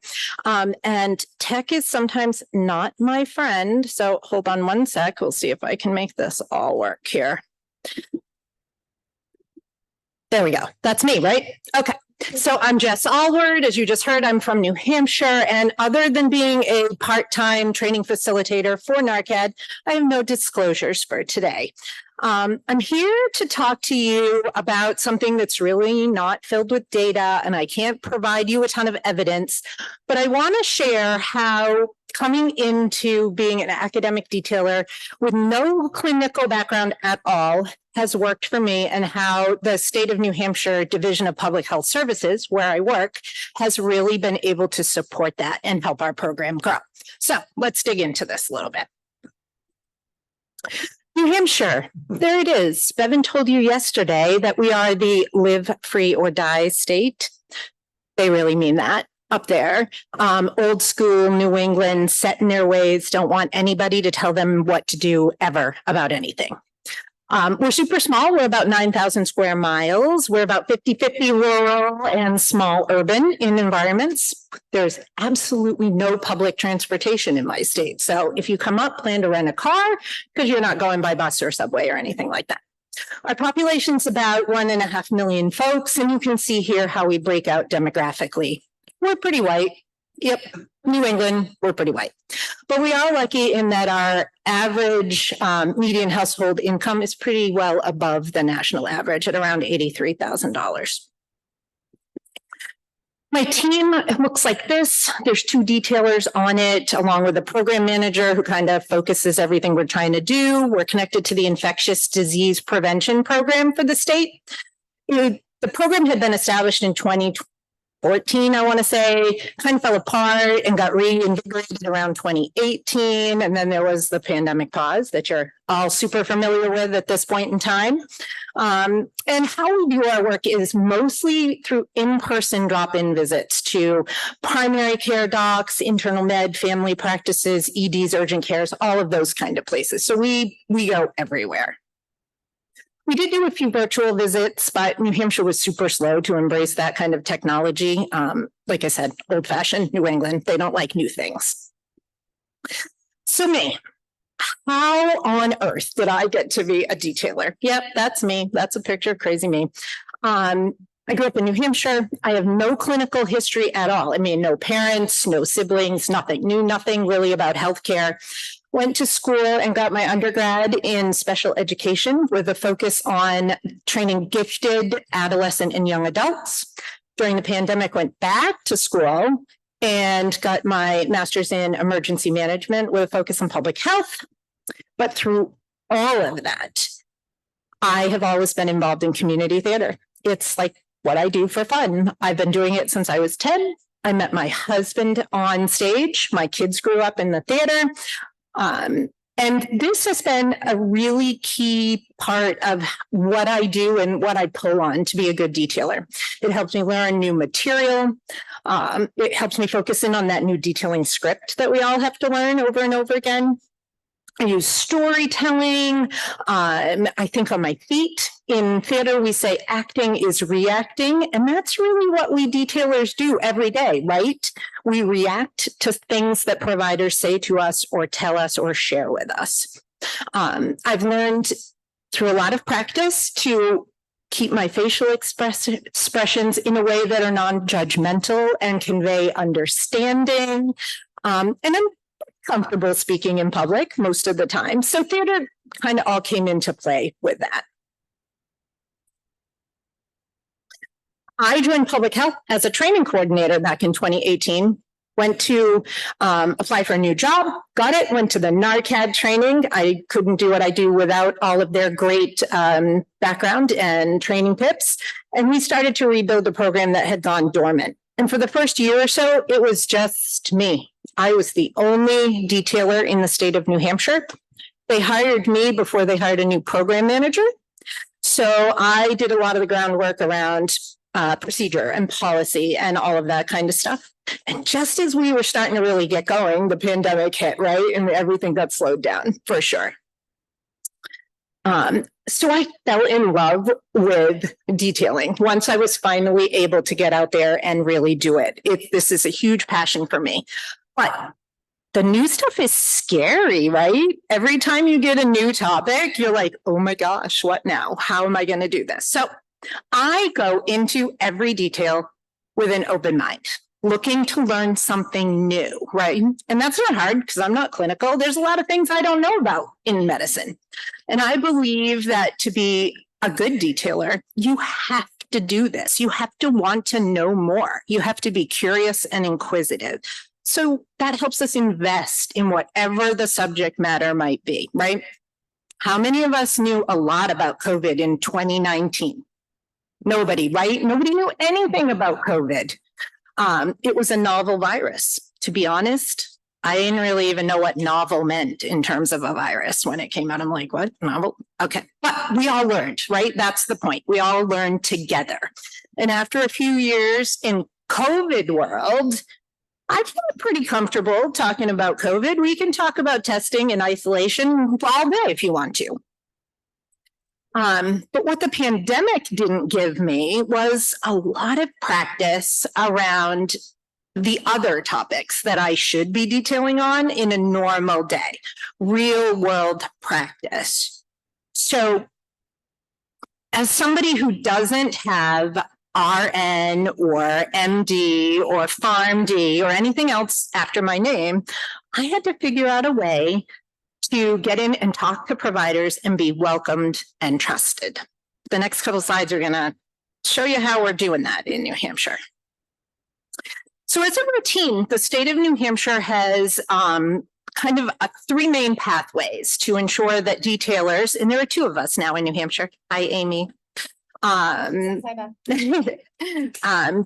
ensure that the detailers are successful when we're preparing for a new topic, especially topics where we might encounter things like stigma or bias.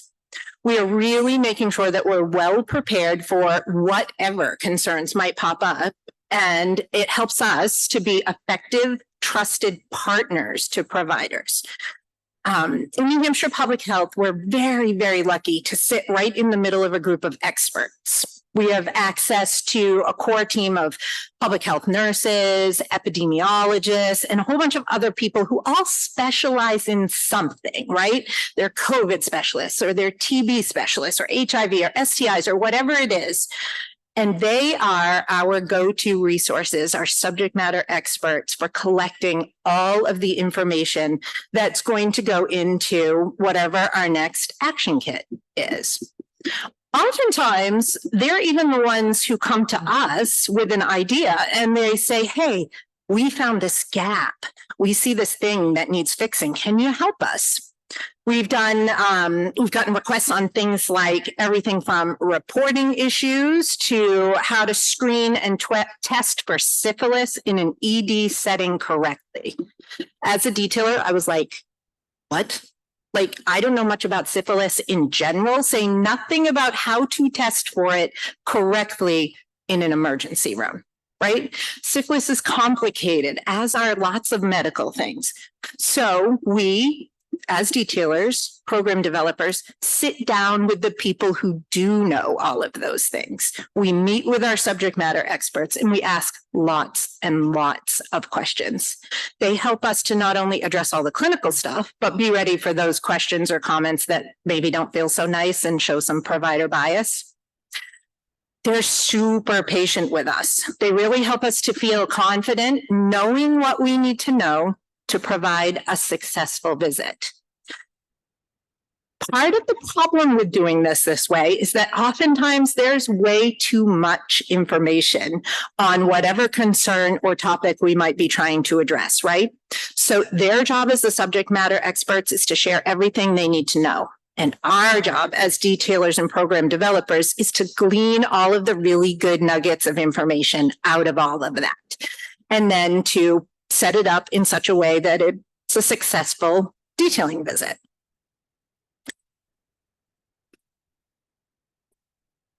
So after we connect with our subject matter experts to figure out the best content for the kit, the public health education and detailing team will meet to determine what our key messages should be. You're all familiar with those, what they should look like, and then how to make them usable, not only for the detailer, but understandable and relatable for the providers that we talk to.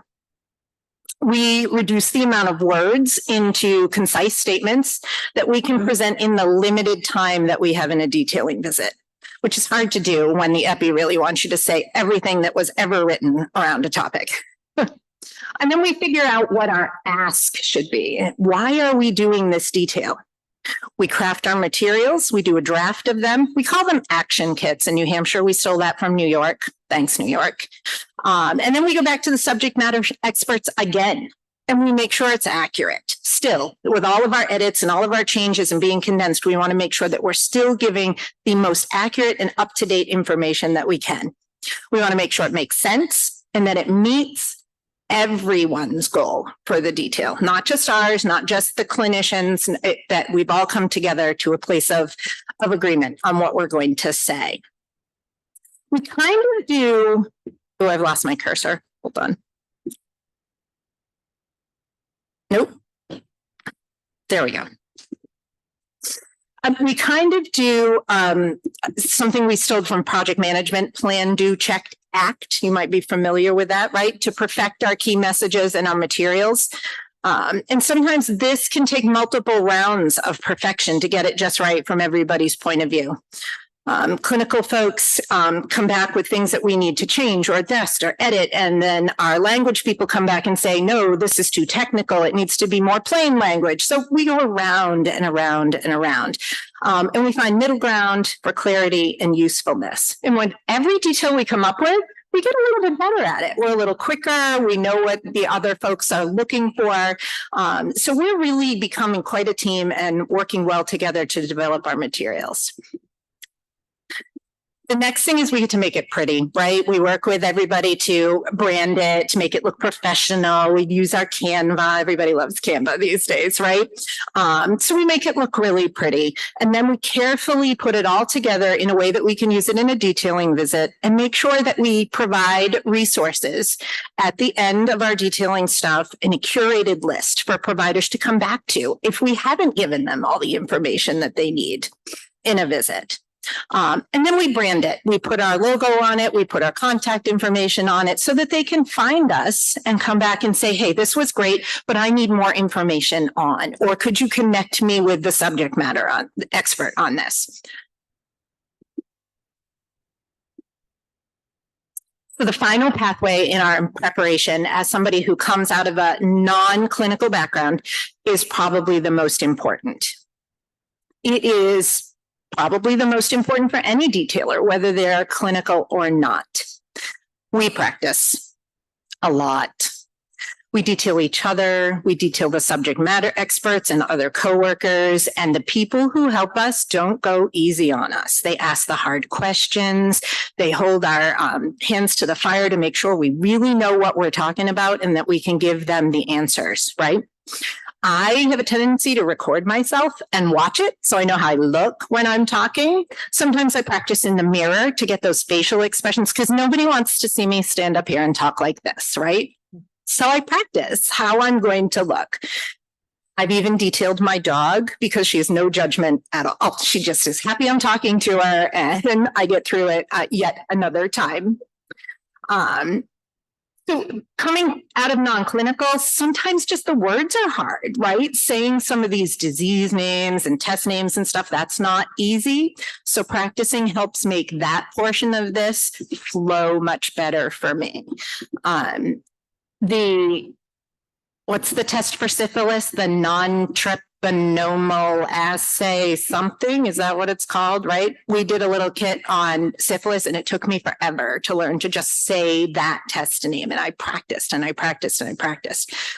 And doing this is also my chance to figure out how I might respond to unexpected, unpleasant things. I play the what am I going to do if game.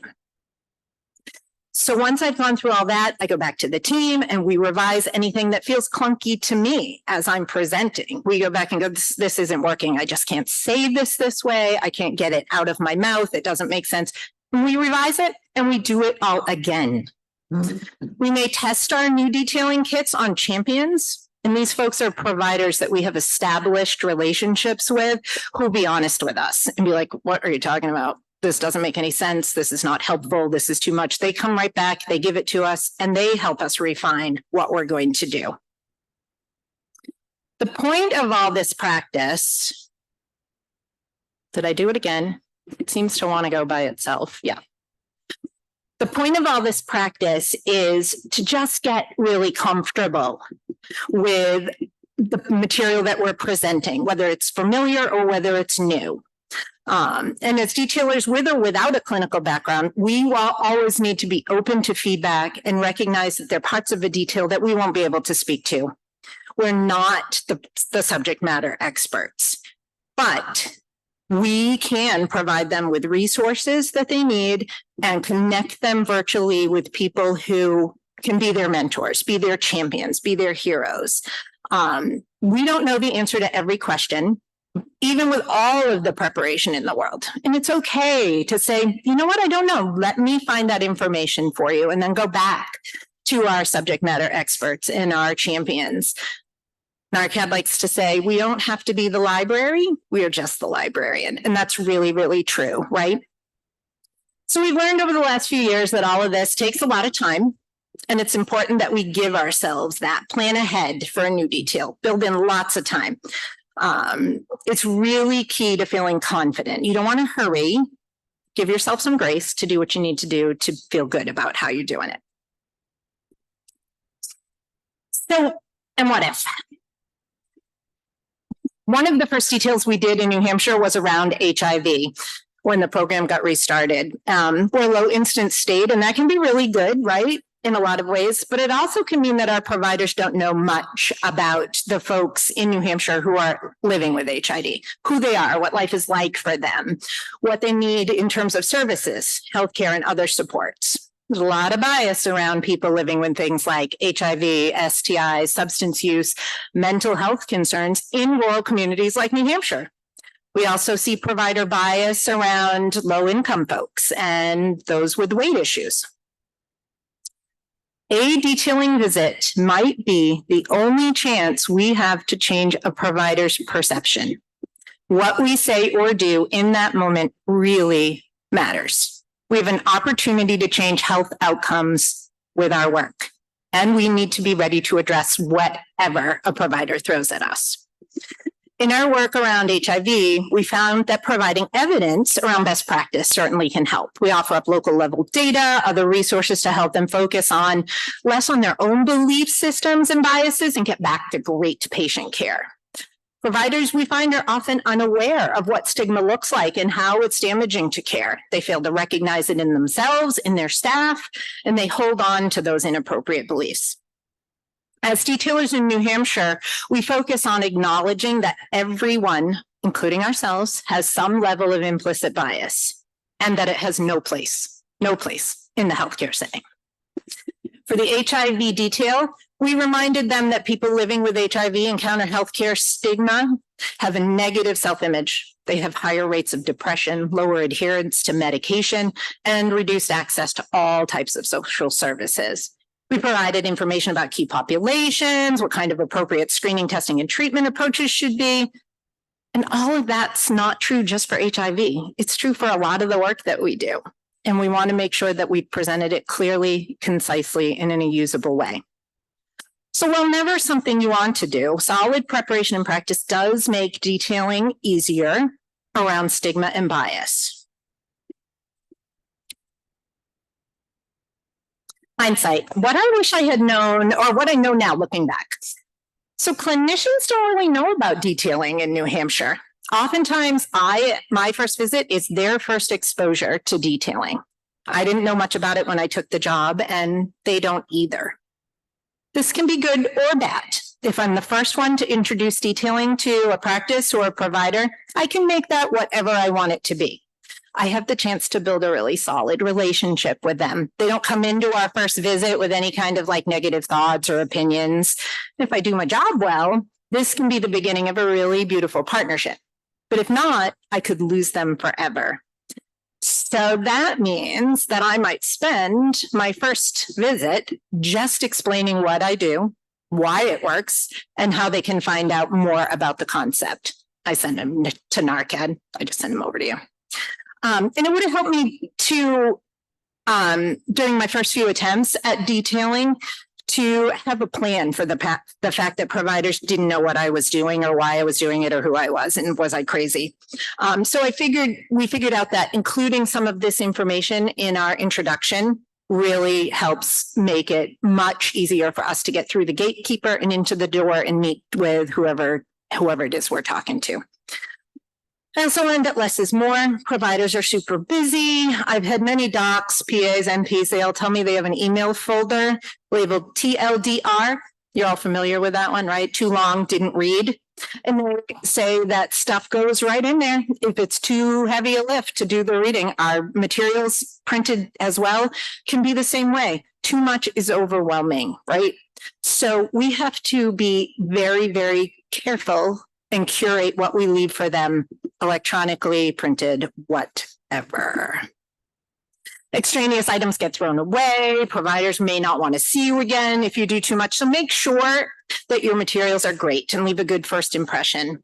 And that they really help the provider solve a problem or make things more efficient in their practice.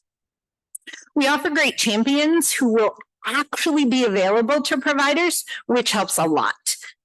We didn't do this when I first started, and it has really been a great thing because I'm not a clinician, being able to say, I know a doc who does the same thing or who really is great at this work, and I connect them virtually or in person if I can, and then make sure that that champion is really willing to work with your provider going forward and be a good asset.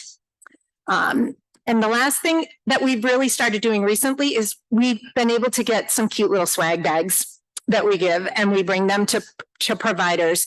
And it's amazing how the simplest little thing can make a gatekeeper or a provider or a practice manager feel cared about and valued as part of this team. And I'm always amazed at the big bright smile we get when we share our stuff with them. So a little swag doesn't hurt. First impressions count.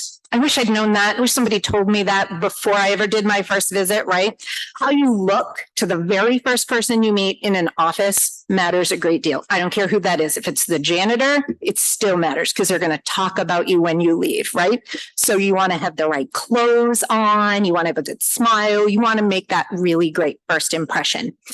So when I first went out, not knowing anything about what I was doing, I wore my state ID tag and it says public health on it. And I learned really quickly that that could be a real detriment to getting in the door. For some reason, they all thought they had done something wrong and that I was there to in some way punish them or do an audit or something like that. So I learned to not wear that. And I had a lot better success getting in the door. And I just met them with a happy, smiling face that just said, hey, I'm here to provide your office some resources that I think could really be helpful. I wish that I had practiced that part of my detailing training more before I went out, that introduction, that first impression. And finally, I think it matters a lot if you're genuine and open and honest. So wherever I go, I try really hard to meet folks as human beings first and healthcare providers second. Like us, they're parents and partners and they have pets and cars that break down and they get hungry and they're probably trying to do too much. But they have hobbies and things they love. And if I can find a way to connect with them on that level, all of the rest of this seems to come much easier. Remember to read the room at every visit and listen to what they're saying. Really listen, not just on the surface, really listen to what they're saying. Offer them grace, give it to yourself too. You don't have to know everything about every topic because I promise you, they don't either. Be genuine, open, and honest. Be willing to try on new ideas and open to learning together. Many people can be great detailers, no matter what backgrounds you all come from, no matter your experience or education. And I hope that hearing a little bit about how we do this work up in New Hampshire will be helpful in some small way. Thank you.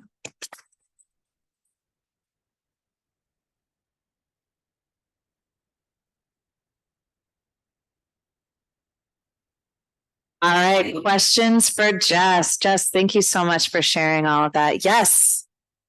Me first. Okay, thank you so much, Jess. Hi, Zach. Hi. So, this isn't just a mulligan on my answer to Mike from earlier. I'm not just taking a mulligan on my answer to Mike earlier and trying to expand a little bit, but one of the things about the scalability or the opportunity to scale, I think, came from having excellent leadership in our program.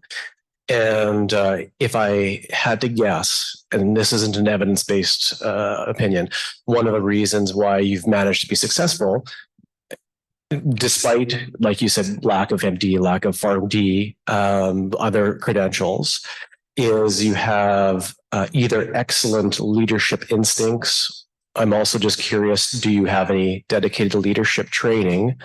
Just the overlap in the things that you're talking about, and probably some overlap with emotional intelligence and things like that. But you're talking about PDSA cycles, and I wonder if leadership isn't an alternative strategy for some programs to do this successfully without having to go back to school for 8 years and getting one of those big degrees. Like, would you recommend it? Do you have training? Would you recommend somebody who's leading or participating in a program get leadership training, something that's a little bit, more concise and doable? Yeah, good question. So because I come out of an education background, I think training in education is great. Go get all of it that you can. Like if it interests you, I feel like that is exactly the right way to go about learning to do anything new. I'm lucky to sit with a lot of people who, like me, come out of an educational background. And just as teachers, we learn to write curriculum and prioritize and check our work and make sure our resources are sound and all of those things. So I think to me, that's where my personal background came in terms of it. But I do think having some leadership training, especially if you're going to have a team that's more than just a couple people, is really beneficial because you have a lot of different personalities. At one point today, Bevan said, I tend to be a little more fawny and you tend to be a little bit more just out there forceful. And I think that's part of learning to be a detailer and understanding detailers is that we don't all do it the same way, right? We all have personal parts of ourselves that we put into it, but that doesn't make it right or wrong. But good leaders need to understand that there's not going to be one specific path that everybody takes to get here to be a good detailer. So leadership skills, being able to work with your employees and let everybody do this in the way that works best in their brain is super important. Beautiful. Thanks, Jess. Folks from home, please go ahead and pop questions for Jess in the chat box. Do we have another question from folks in person? Yes. All right, Jess, all we're getting in the live stream is just, people saying that you're awesome. So nothing to answer there. Thanks for being with us.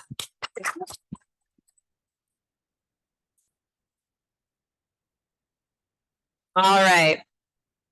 So we are going to wrap on up. And we are going to get you out of here earlier than we said. So you'll have a little bit of time to chat with each other, go do whatever it is you need to do. Right now, we want to announce some tools we've been working really, really hard on with some funding from AHRQ that are finally ready to be unveiled.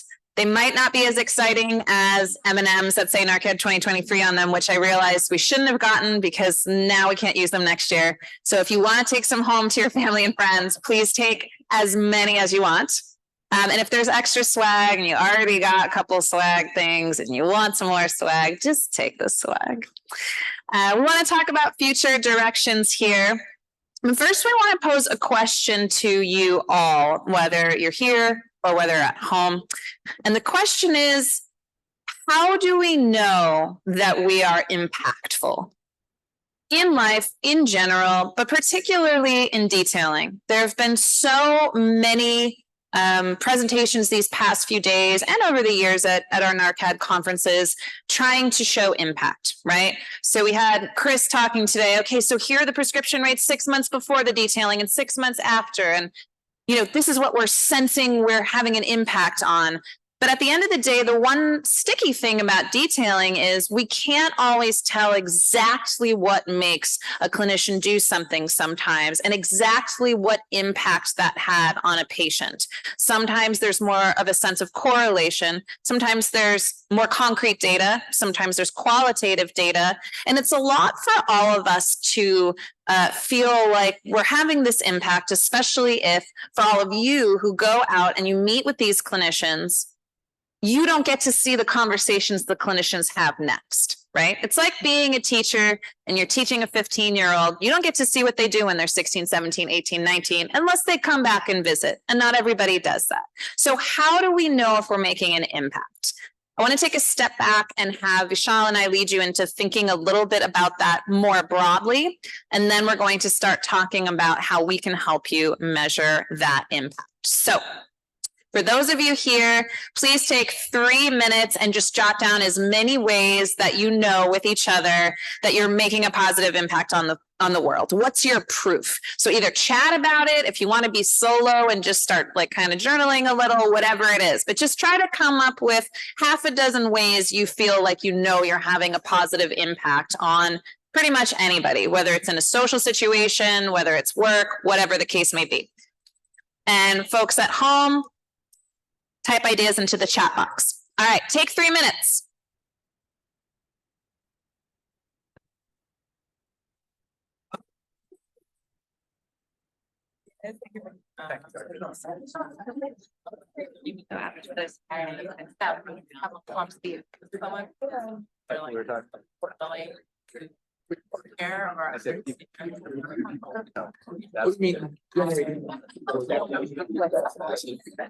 Right.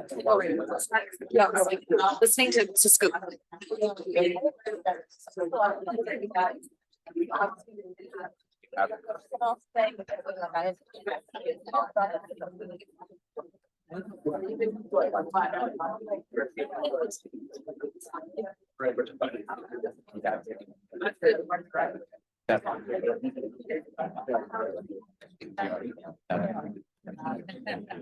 They said you helped with.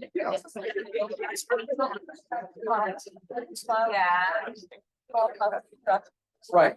It's funny. Clinically, I also. One problem.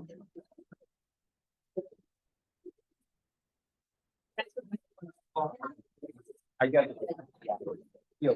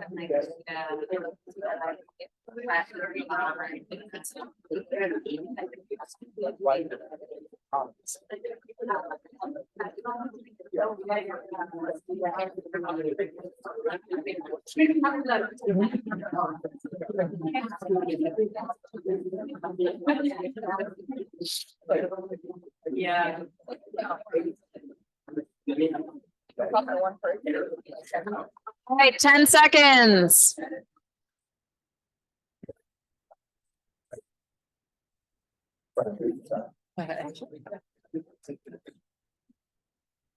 All right, lots of chatting happening. And in the chat box here, we heard things both about detailing and in general in life. So let's hear what's going on.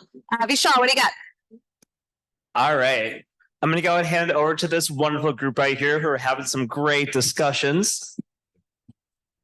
All right. So our first thing was talking about like follow up for folks. So if you could potentially see the person again and seeing their journey and how they've made a change in X amount of time, and how that might trickle down to staff, team, and like the system change, the way that, like you were saying, qualitative, quality improvement for patients, their feedback, things of that nature. And then you were also mentioning honest feedback from folks. So whether they're coming back to you and just saying like, hey, this thing really actually made a difference and helped me in my practice, or even just like surveying and things like that. And then the last thing is, if you can see the change, and maybe that's just from you doing like looking at data or stats or, stuff like that, that doesn't actually involve talking to the person again or whatever. But if you can look into it on your own side and saying, oh, they've actually made a change in the way that they do things. Awesome. Thanks, guys. All right, I'm going to share a couple things from here, and then we'll ask for some more in the room.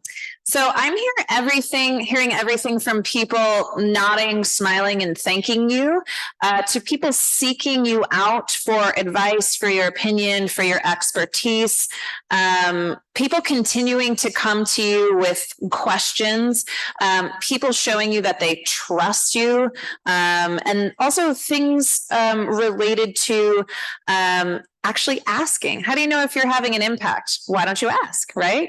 Is this helping you? Is this supporting you? How did that land? Things like that. So that's all chat box stuff. What do we have over here? Hi, I just wanted to share one of my experiences. So I'm not a formal academic detailer. I do more impromptu. I'm a clinician in the hospital. But I think one of the ways that we can determine whether we made a positive impact is experiencing someone that you have taught, whether through life or academic detailing, and then you find out after the fact that they taught someone else what you had shared. So I remember this one physician that I had actually shared an RX files chart. It's the color comparison chart on the type 2 oral anti-hyperglycemics. And a couple weeks later, I had another physician come back to me and said, hey, Dr. McDonald shared with me that you talked to him about this wonderful chart in RX files. I loved it. I love the information he shared with me. I just want to let you know that I'm going to share it with my other colleagues. So that was kind of interesting. Awesome. Thank you for sharing that. What else? I heard lots of chatting over here. Yes, straight back. So we actually put tracking devices on the providers, and we're able to know everything that they say. No, I'm just kidding. But in reality, there's three gentlemen sitting at a table across the way there, Chad, Mark, and Mike. These three guys are responsible for generating our outcomes. Chad has developed impact charts, which show before and after effects. Mark has done many, you should just Google Mark because he does all kinds of analyses. And Mike builds the dashboards that make the VA run. I think that most of our campaigns begin with the end in mind. So we're looking for a certain change before we even start doing them. And we know whether or not we've achieved that change, through our progress throughout the year. We also try to have start dates and stop dates for the campaign. Like, it doesn't just go on in perpetuity, because most of these campaigns could go on in perpetuity. And then lastly, a more innovative approach we're taking is to, instead of making this a provider-centered approach, we're taking a patient-centered approach where we're going to limit the number of patients that we're going to try to make a change in.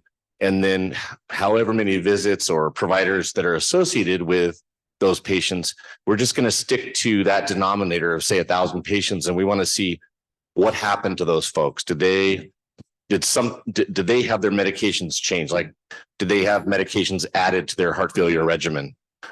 But so the idea being that a patient-centered approach as opposed to provider-centered, we know that the change is actually taking an effect. And so ultimately I know we talk about the providers are sort of the center of every discussion, but it's the patients that we really care about in the long run. We want good things to happen to the patients. So that's our approach moving forward. Awesome. Thank you. There's so much juicy stuff on the chat here. The chat is coming alive, and a lot of folks are saying and echoing some of the things happening here.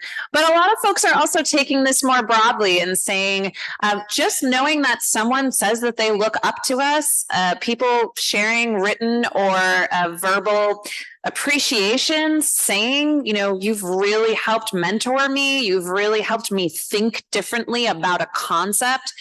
So again, hearing a spectrum of, well, we can look at data, and then we can also check how we feel, and we can also talk to each other about the data and about how we feel about the data and how we feel about our work. So there's a lot of different ways to have these reflections of our, potential to have impact, particularly on, in our academic detailing visits, but of course, recognizing that even something like a Zoom staff meeting with your academic detailing team can also be, not trying to put too much weight on it here, but you showing up to that and having an idea or riffing on someone else's idea or saying that you've used their idea and this is how it works. This is part of our field too. So just reminding all of you that the visit matters. Of course, the clinician matters. Of course, the patient matters most of all. And the evidence is really important to get to that clinician so that they can care more effectively for their patients, but also recognizing that you are having an impact on the day-to-day with your team members, with how you speak to yourself. And so all of these, great thoughts, there's so many in the chat box that I will have to share them on Twitter. All right. So one thing I wanted to say for those, or ask for those of you who, throw your hands up if you do detailing, you are a detailer.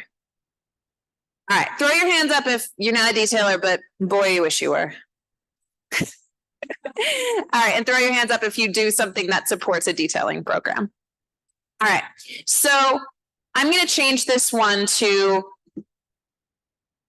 I will know that detailing is improving care when I see or learn X. So not you doing the detailing, but any detailing. You will know that detailing is improving care when you see X or when you learn X? Take a minute to think about it. And if you need to log back into Full Everywhere, please do. What are you seeing or learning? You're seeing prescribing changes. You're ending the HIV epidemic is what EHE stands for. You're seeing change. Yep. You're seeing better outcomes. Yep. What else? You're seeing the data. Positive change in prescribing habits. What else? How else do we know that we're having an impact?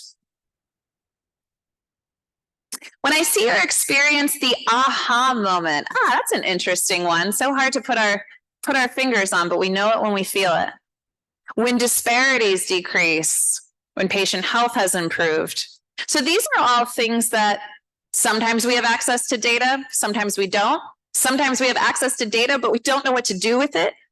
Sometimes we hear that somebody has access to data, but we can't get our hands on that data. And then sometimes we know what to do with it, but we don't know how to report it. We don't know how to share it. We don't know how to tell our funder that we're doing well enough that they should give us lots and lots more money. Seeing other things, changes in stigma, improved quality of life, shared decision-making, better statistics, efficiency. When someone says thank you, and increased trust in providers from patients. That's a big one. The stronger our relationships with clinicians and the trust between detailers and clinicians, the more likely there will be strengthened trust between clinicians and their patients. And many of you have brought up through all of the different topics that you're working on how important it is for patients to feel like they can go to their providers and get what they need and not be afraid of things like stigma or not being taken seriously. I'm also seeing a few more, an invitation to come back, confident and thoughtful clinicians, prescribing trends, less ER visits, clinicians reaching back out to detailers for the support that they need. Yes, that would be lovely. Prescribers prescribing more PrEP. Yes, the list goes on.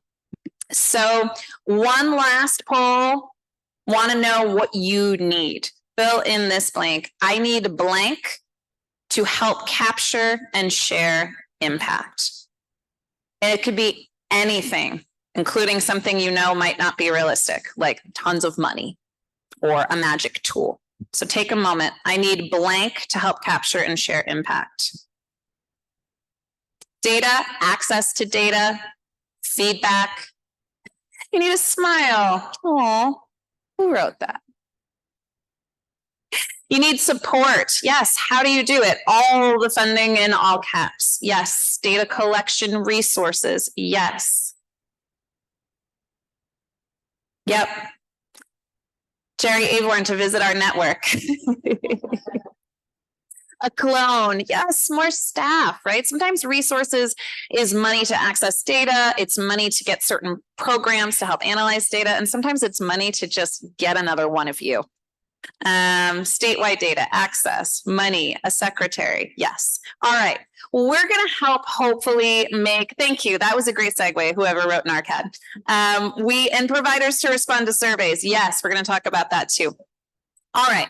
So what we want to unveil now is something we've been working very hard on vis-a-vis a grant that Mike wrote about 5 years ago now. One component of it was helping you all with your evaluation. So, Michelle, let's talk to everybody about what's in this toolkit. We're going to give you a quick rundown, just something to think about as you head home today. It's also something that is a living, breathing resource. So we want you to not only contribute to it, but to say, hey, NaRCAD, there's a gap right here, or this works, but can you do this? So please start thinking already about what you need. All right, Michelle, talk to us. All right. So things that have been asked for that we are now providing, resources and guides. So taking a look at what all is there, what can we help you with? What work has been done before? Getting a really good comprehensive guide for that. Adaptable materials. As we know, and as those who attended AD 101 yesterday had heard, we may like our cookies here, but there's no cookie cutters in academic detailing. Everything is adaptable. Everything is customizable. Everything can be made to really fit your needs. And best practices from the community. We're all learning from each other. We're not reinventing any wheels. We're all learning what other people are doing. We're all working together to really get these outcomes. Thanks, Vishal. All right, so I'm going to shamelessly promote some of these things that we haven't created them all on our own. We've asked you guys to give us your stuff. I'm not going to lie. But I will say that the person who has done the most work in making these beautiful and glossy and accessible is our program coordinator, Anshul Gupta. So thank you, Anshul. All right. So as Vishal mentioned, we have reference guides and best practices. I'm going to walk you through just a couple. This is not going to be an exhaustive long presentation. We're just going to show you a few shiny things and point you in the right direction. These adaptable tools that we have are things that you requested when we threw out a needs assessment survey about 2 years ago. So let me show you a couple of things on here. First, kind of the thoughts behind it. Some folks are brand new to this, and that's okay. Thinking about basics. How do I do this? What kind of time do I need to allot? What money can I put towards this? What do I do if I don't have any money? And then access. How do I get my paws on data, and how do I know what to do with it? But first, understanding why you need to evaluate your program. We have a getting started guide that walks you through that. We also have plenty of case studies, so you can take some of the content from our evaluation toolkit, and instead of looking at it just in theory and kind of thinking, okay, how do I apply this to my program? We have some resources about how to actually do this, case studies from real programs that were starting out, figuring out how to do this a few years back. I will also say that folks who have been doing this for a long time still always have things to learn. Data is always changing. Sources are always changing. What folks want to see is always changing. So again, if you are already skilled at this, you can learn some new skills. You can help us share your skills. And for those of you at home who might think, I'm brand new to this and it's over my head, we are here to make it under your head.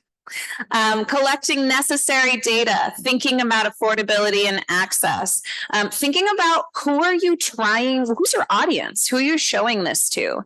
Is it a funder? Is it a stakeholder in the community? Looking at the difference between qualitative and quantitative data, we're seeing continued trends towards having conversations with providers, having conversations with patients, as Katerina and another HRAD, Leah, Toby shared yesterday, a HRAD group that talked about how funding asked them to go out and have chats with the patients as well. Thinking about, you can sit there and think, what does a clinician need? But a clinician needs to know what a patient needs. So again, recognizing that, yes, your main focus as a detailer or a detailing program is what the clinician needs, but understanding how you can use patient stories to guide behavior change in tandem and in partnership with quantitative data can be a really powerful combination. We have a wonderful colleague in San Francisco who put together 8 tips for effective monitoring and evaluation. These are all things that are on our new evaluation toolkit. Mike is in a presentation we did about how do you know if the data you're looking at is actually high quality. We also talk about platforms you can use to track and process data. Some of these things may be brand new. For some of you, you might say, yeah, we use these and we like these ones better than these ones. We have a discussion forum where you can talk about which ones you prefer, what some of the tips and tricks are. Thinking about how to present your findings either to your funders or making a case to stakeholders, all of these different programs you can use that are free to make things look, as Jess said in her presentation, prettied up. So there's plenty of things on there, but some of the things we're most excited about are some of our assessment tools. So making sure you have a sense of what clinicians know. Vishal, when you've been detailing, what are some of the ways that you have a sense? Do you do surveys, or what do you do to figure out what does a clinician know before I visit and after I visit? Yeah, so we do both pre and post surveys. So we kind of have the pre-survey right ahead of time. We sort of use it when we talk about it in our visit. And then after it's done, we sort of do a comparison. And are you comparing knowledge? Are you comparing sort of confidence? It's more attitudes and beliefs. So kind of just another way to look at it where it's a little more subjective, but it really helps bring, I think, that human side and that insight. Awesome. And here we have things, as Vishal said, that are all adaptable. People want to help each other. Everybody who has put things on our website, when we've said, is it okay if we share it with people? They've said, oh, please give it to them. Tell them to scratch our names off and put, their names at the top. So again, talk to us if there are any of these tools you want to replicate. We can help you do that. And sometimes we have the original forms where you really can just have something that's pretty much ready to go. We have pre-session surveys around, as Vishal said, attitudes, behaviors. We also have knowledge, confidence surveys. And then of course we have satisfaction surveys. What did clinicians what do they need? And did they think that your visits were helpful? That's another thing that measuring this is important to get a sense of whether you're on the right track. But one thing we're really excited about is assessing where you are at and what you need. Not in am I doing a great job? Am I getting this perfect? Which you can also take your own notes on one of these forms we created about how you're feeling about going through each step of your visit. But we actually have a NaRCAD academic detailer assessment. It's really fun. I enjoyed it. I did not get a great grade on it because I'm not a detailer, but maybe you all will. And if you take it, you will get a score that tells you what parts of understanding about academic detailing you're most strong in. Where could you mentor other people? This is all on our website, and we will make sure you have this link in your email by the time you get home. So we're thinking about how we can support you, and we're thinking about how we can support your program around things not just like evaluation, but beyond. You want to know that your program is effective. You want to know that you're being effective. And that ties all the way back around to our presentations yesterday morning with Mark and Sarah from the VA. If we don't feel that we're being impactful or effective, we can get a lot closer to burnout than we want to be, which is nowhere near it. A lot of times what we need isn't just to be able to show our impact, but it's being able to feel appreciated and seen. And so with team building and motivation from team members, that can really go a long way. Throw your hand up if you're on a team that's smaller than 5. Okay, so what do you do when you need support? Carrie, can I ask you that? And can we get her a mic? What do you do when you feel like your morale is low or you just need a boost? Being one of 2 detailers in my community, we lean on each other and we talk about our successes, we talk about our failures, and we have a great supervisory team that supports us. My supervisor's supervisor was the initial detailer in the county, so she knows all the struggles I go through, all the successes, and having that supervisory support is essential. Whether you are on a team of 100 or a team of 2, it's really, really important to feel validated and heard. Thank you, Carrie. Now, there are times where that's just not possible, right? We all know what it's like if maybe we have no one on our team, or we have someone on our team or a supervisor who unfortunately isn't very close to what we're doing. They don't understand what we're doing. They don't know the work that we're putting into it. I know this is going to sound very needy, but please call us. We want to be there for you. People have been asking all day today, well, can we reach out to you if we had a bad visit? Yes, you can. Yes, we want that. One of the big reasons that we're different than other groups who are doing this kind of work is that we are here for programs both large and small. We've seen programs with just one detailer who seems so incredibly burnt out. Just call us and take a minute to say, I don't know if I'm on the right track, and have someone ask them questions about their experiences. And that alone can be rejuvenating enough. So again, no matter what size your program is, if you need support, that's a big part of what we're funded to offer you, and it's free. So please do reach out to us. If you need specific resources that you're just not seeing and you're thinking it would be really awesome if NaRCAD created this, please tell us. We have a resource request page. We are listening, and honestly, we love making stuff for you guys. It is so fun. I know that sounds crazy, but we really, really do. If someone says, I would love to see a script on how to make a cold call, boom, we're on it. We're asking people. We want to put something together. So again, please reach out to us. All right. Without further ado, we are going to wrap up. You guys have been sitting tight for a long time, for 2 days. It seems like a lot was packed into 2 days. So thank you for that. And we're going to talk about why we are excited for 2024. Vishal, what's the first thing we have up here? We got lots of trainings in education. We got the 80-101, 80-201, whether you're brand new to detailing or whether you just want a little more practice and a refresher. We got some great virtual trainings coming up. Can confirm are a lot of fun. We have an AD virtual summit coming up in June. If you are at our inaugural, I don't know if I can use that word, but it sounds fancy and I'm at a podium.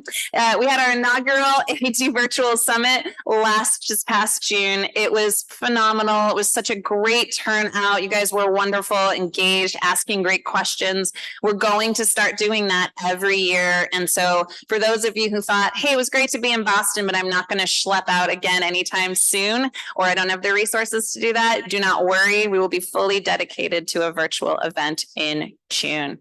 Over to you, Vishal. We also got the Pure Connection, new cohorts. Registration will be coming up soon. It is such a great experience. You get to network with peers that are detailing all around the world. It's so much fun. You get some great networking. Shout out to my last peer network is right here as well. Great to meet in person. I highly recommend. And it's great to be able to talk shop. Please do sign up, or else Vishal will join for the 3rd year, and he's not allowed to do that anymore. May happen. We have a Train the Trainer guide that is pretty much ready for prime time that we will be sharing on our website in the new year. So what is Train the Trainer? I know we've heard this buzz phrase a lot in lots of different contexts. Essentially, we have been working for the past 4 years on what I think is a pretty beautiful document, but I think I'm biased, but it's a really, really lovely guide that teaches detailers how to train other new detailers. The idea being that you don't have to come to us all of the time. If you have a new staff member that needs to be trained, you can be trained to train that staff member. We can talk more about it. If you're interested, please drop me a note, or you can check in with Anshul. Also excited to say we're currently having a voice actor recorded as an audiobook because one of our community members said that that is a learning style that works best for her. And we thought, how cool is that? Let's do it. So we're very much a let's do it group. And last but not least, and we got next year's conference, NaRCAD 2024, starting in March. You can apply to be a presenter at next November's conference. Stay tuned and get excited. It's less than a year away. And obviously, if you're like, oh my God, that's a year from now, please stop talking about it. We can do that too. But one thing I want to say is if you're not ready to put in a proposal in March, that's okay. If you say, hey, I've got something cooking, but I'm not going to have data or enough information till June, please reach out to us. We really want as many people to be have their work showcased as possible. All right, so we are very much here from you. I'm going to glide right through this in 2 minutes or less, and then you're going to be out of here. You haven't been to our website yet. We have some really stunning AD core toolkits. Let's talk about what those look like. If you're working in opioid safety, HIV prevention, or you really just want to wrap your head around e-detailing, we have customized toolkits just for those subject areas.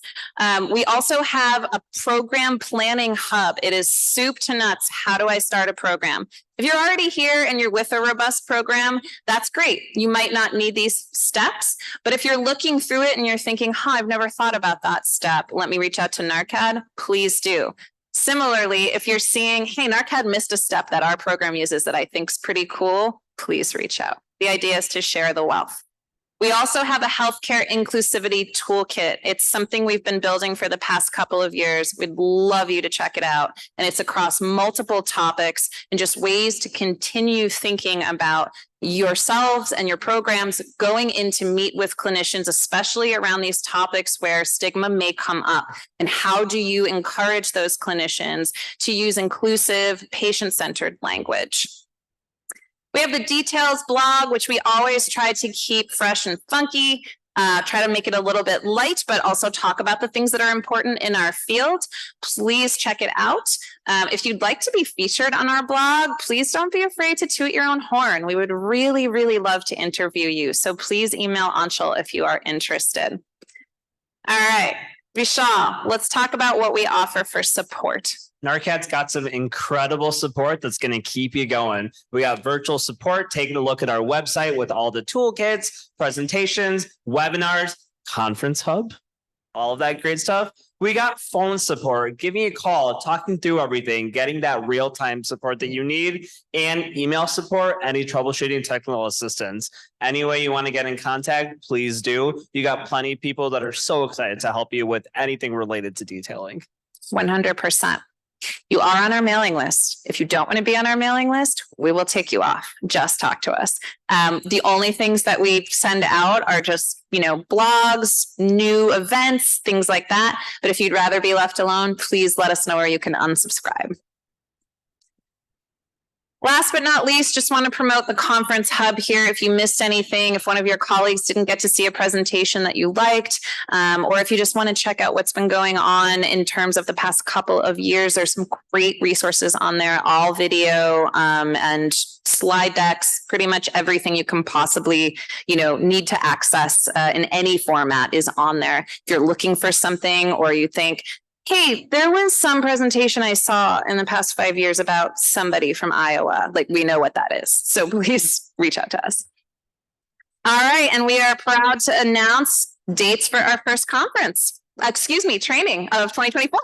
Vishal, take it away. Starting up in January, get excited. Our first virtual training will be an AD 101. Everything you want to know about the basics for 3 days. It's going to be great. We're going to do some role play January 30th through February 1st from 1 to 5 Eastern daily. Registration will start, I believe that is next week. It's next week. Yep. And space is limited. Also, if you are interested in getting back to, I know many of you were grandfathered into ye olden times when we would fly to your home state and do a customized training there. We are starting to look into that again. So if you start getting a cohort together where you'd like us to come visit, please let us know. I want to say a huge thank you to all of our presenters and all of you for attending. Thank you so much for being here. And thank you to everybody at home. I'd like to say an extra special thanks to Alosa Health for their sponsorship of our audio-visual needs, technology, audiovisual expertise from Ken's in the back, and all of our live streaming support could not have been possible without you. And of course, we want to thank AHRQ for their conference R13 grant. We've been very, very lucky to be supported by them for the past 10 years. Just got to keep proving that we're doing new stuff, and we always are. So please stay in touch with us. I'd like to invite Mike up to close us out for 2023. Thank you.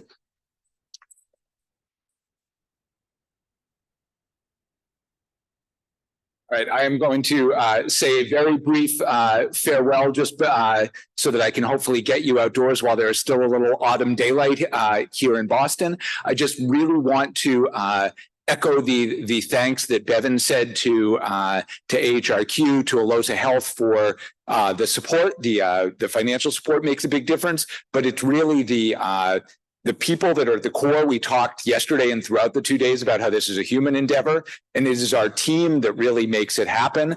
As you saw, we were fortunate to have a wonderful support team from General Internal Medicine at Boston Medical Center who helped us out. So thank you. I think Mariah may be the only one left in the room, but thank you to everyone from our home team who helped.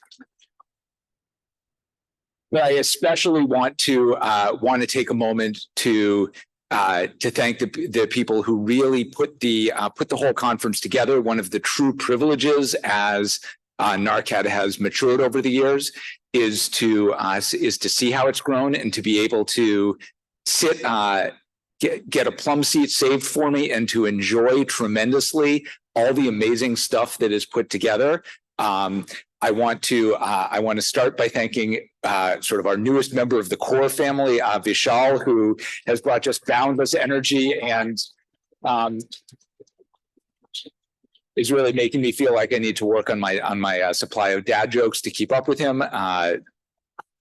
To particularly thank Anshul. This is Anshul's first chance to have an in-person meeting, and really has just gone above and beyond. The amount of work that went into doing a conference like this when you've never been at one, when you had to think about, will anyone show up and how will it go and what will they need? was absolutely tremendous. And really what came together today wouldn't have happened without you. So thank you very much.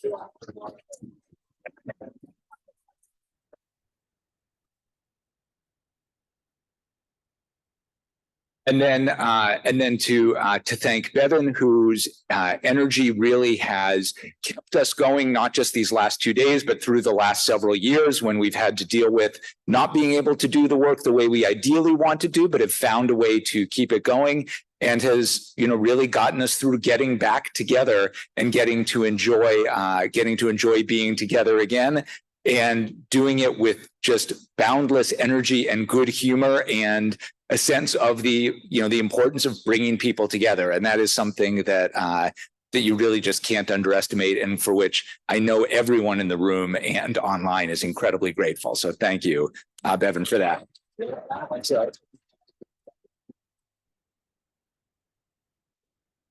And what all of that puts together is really, you know, that as I talked about, what that team brings together is this community. And that's how I want to close, by just saying thank you for being part of this community, but especially for staying part of the community. For, you know, we expect to keep in touch with you.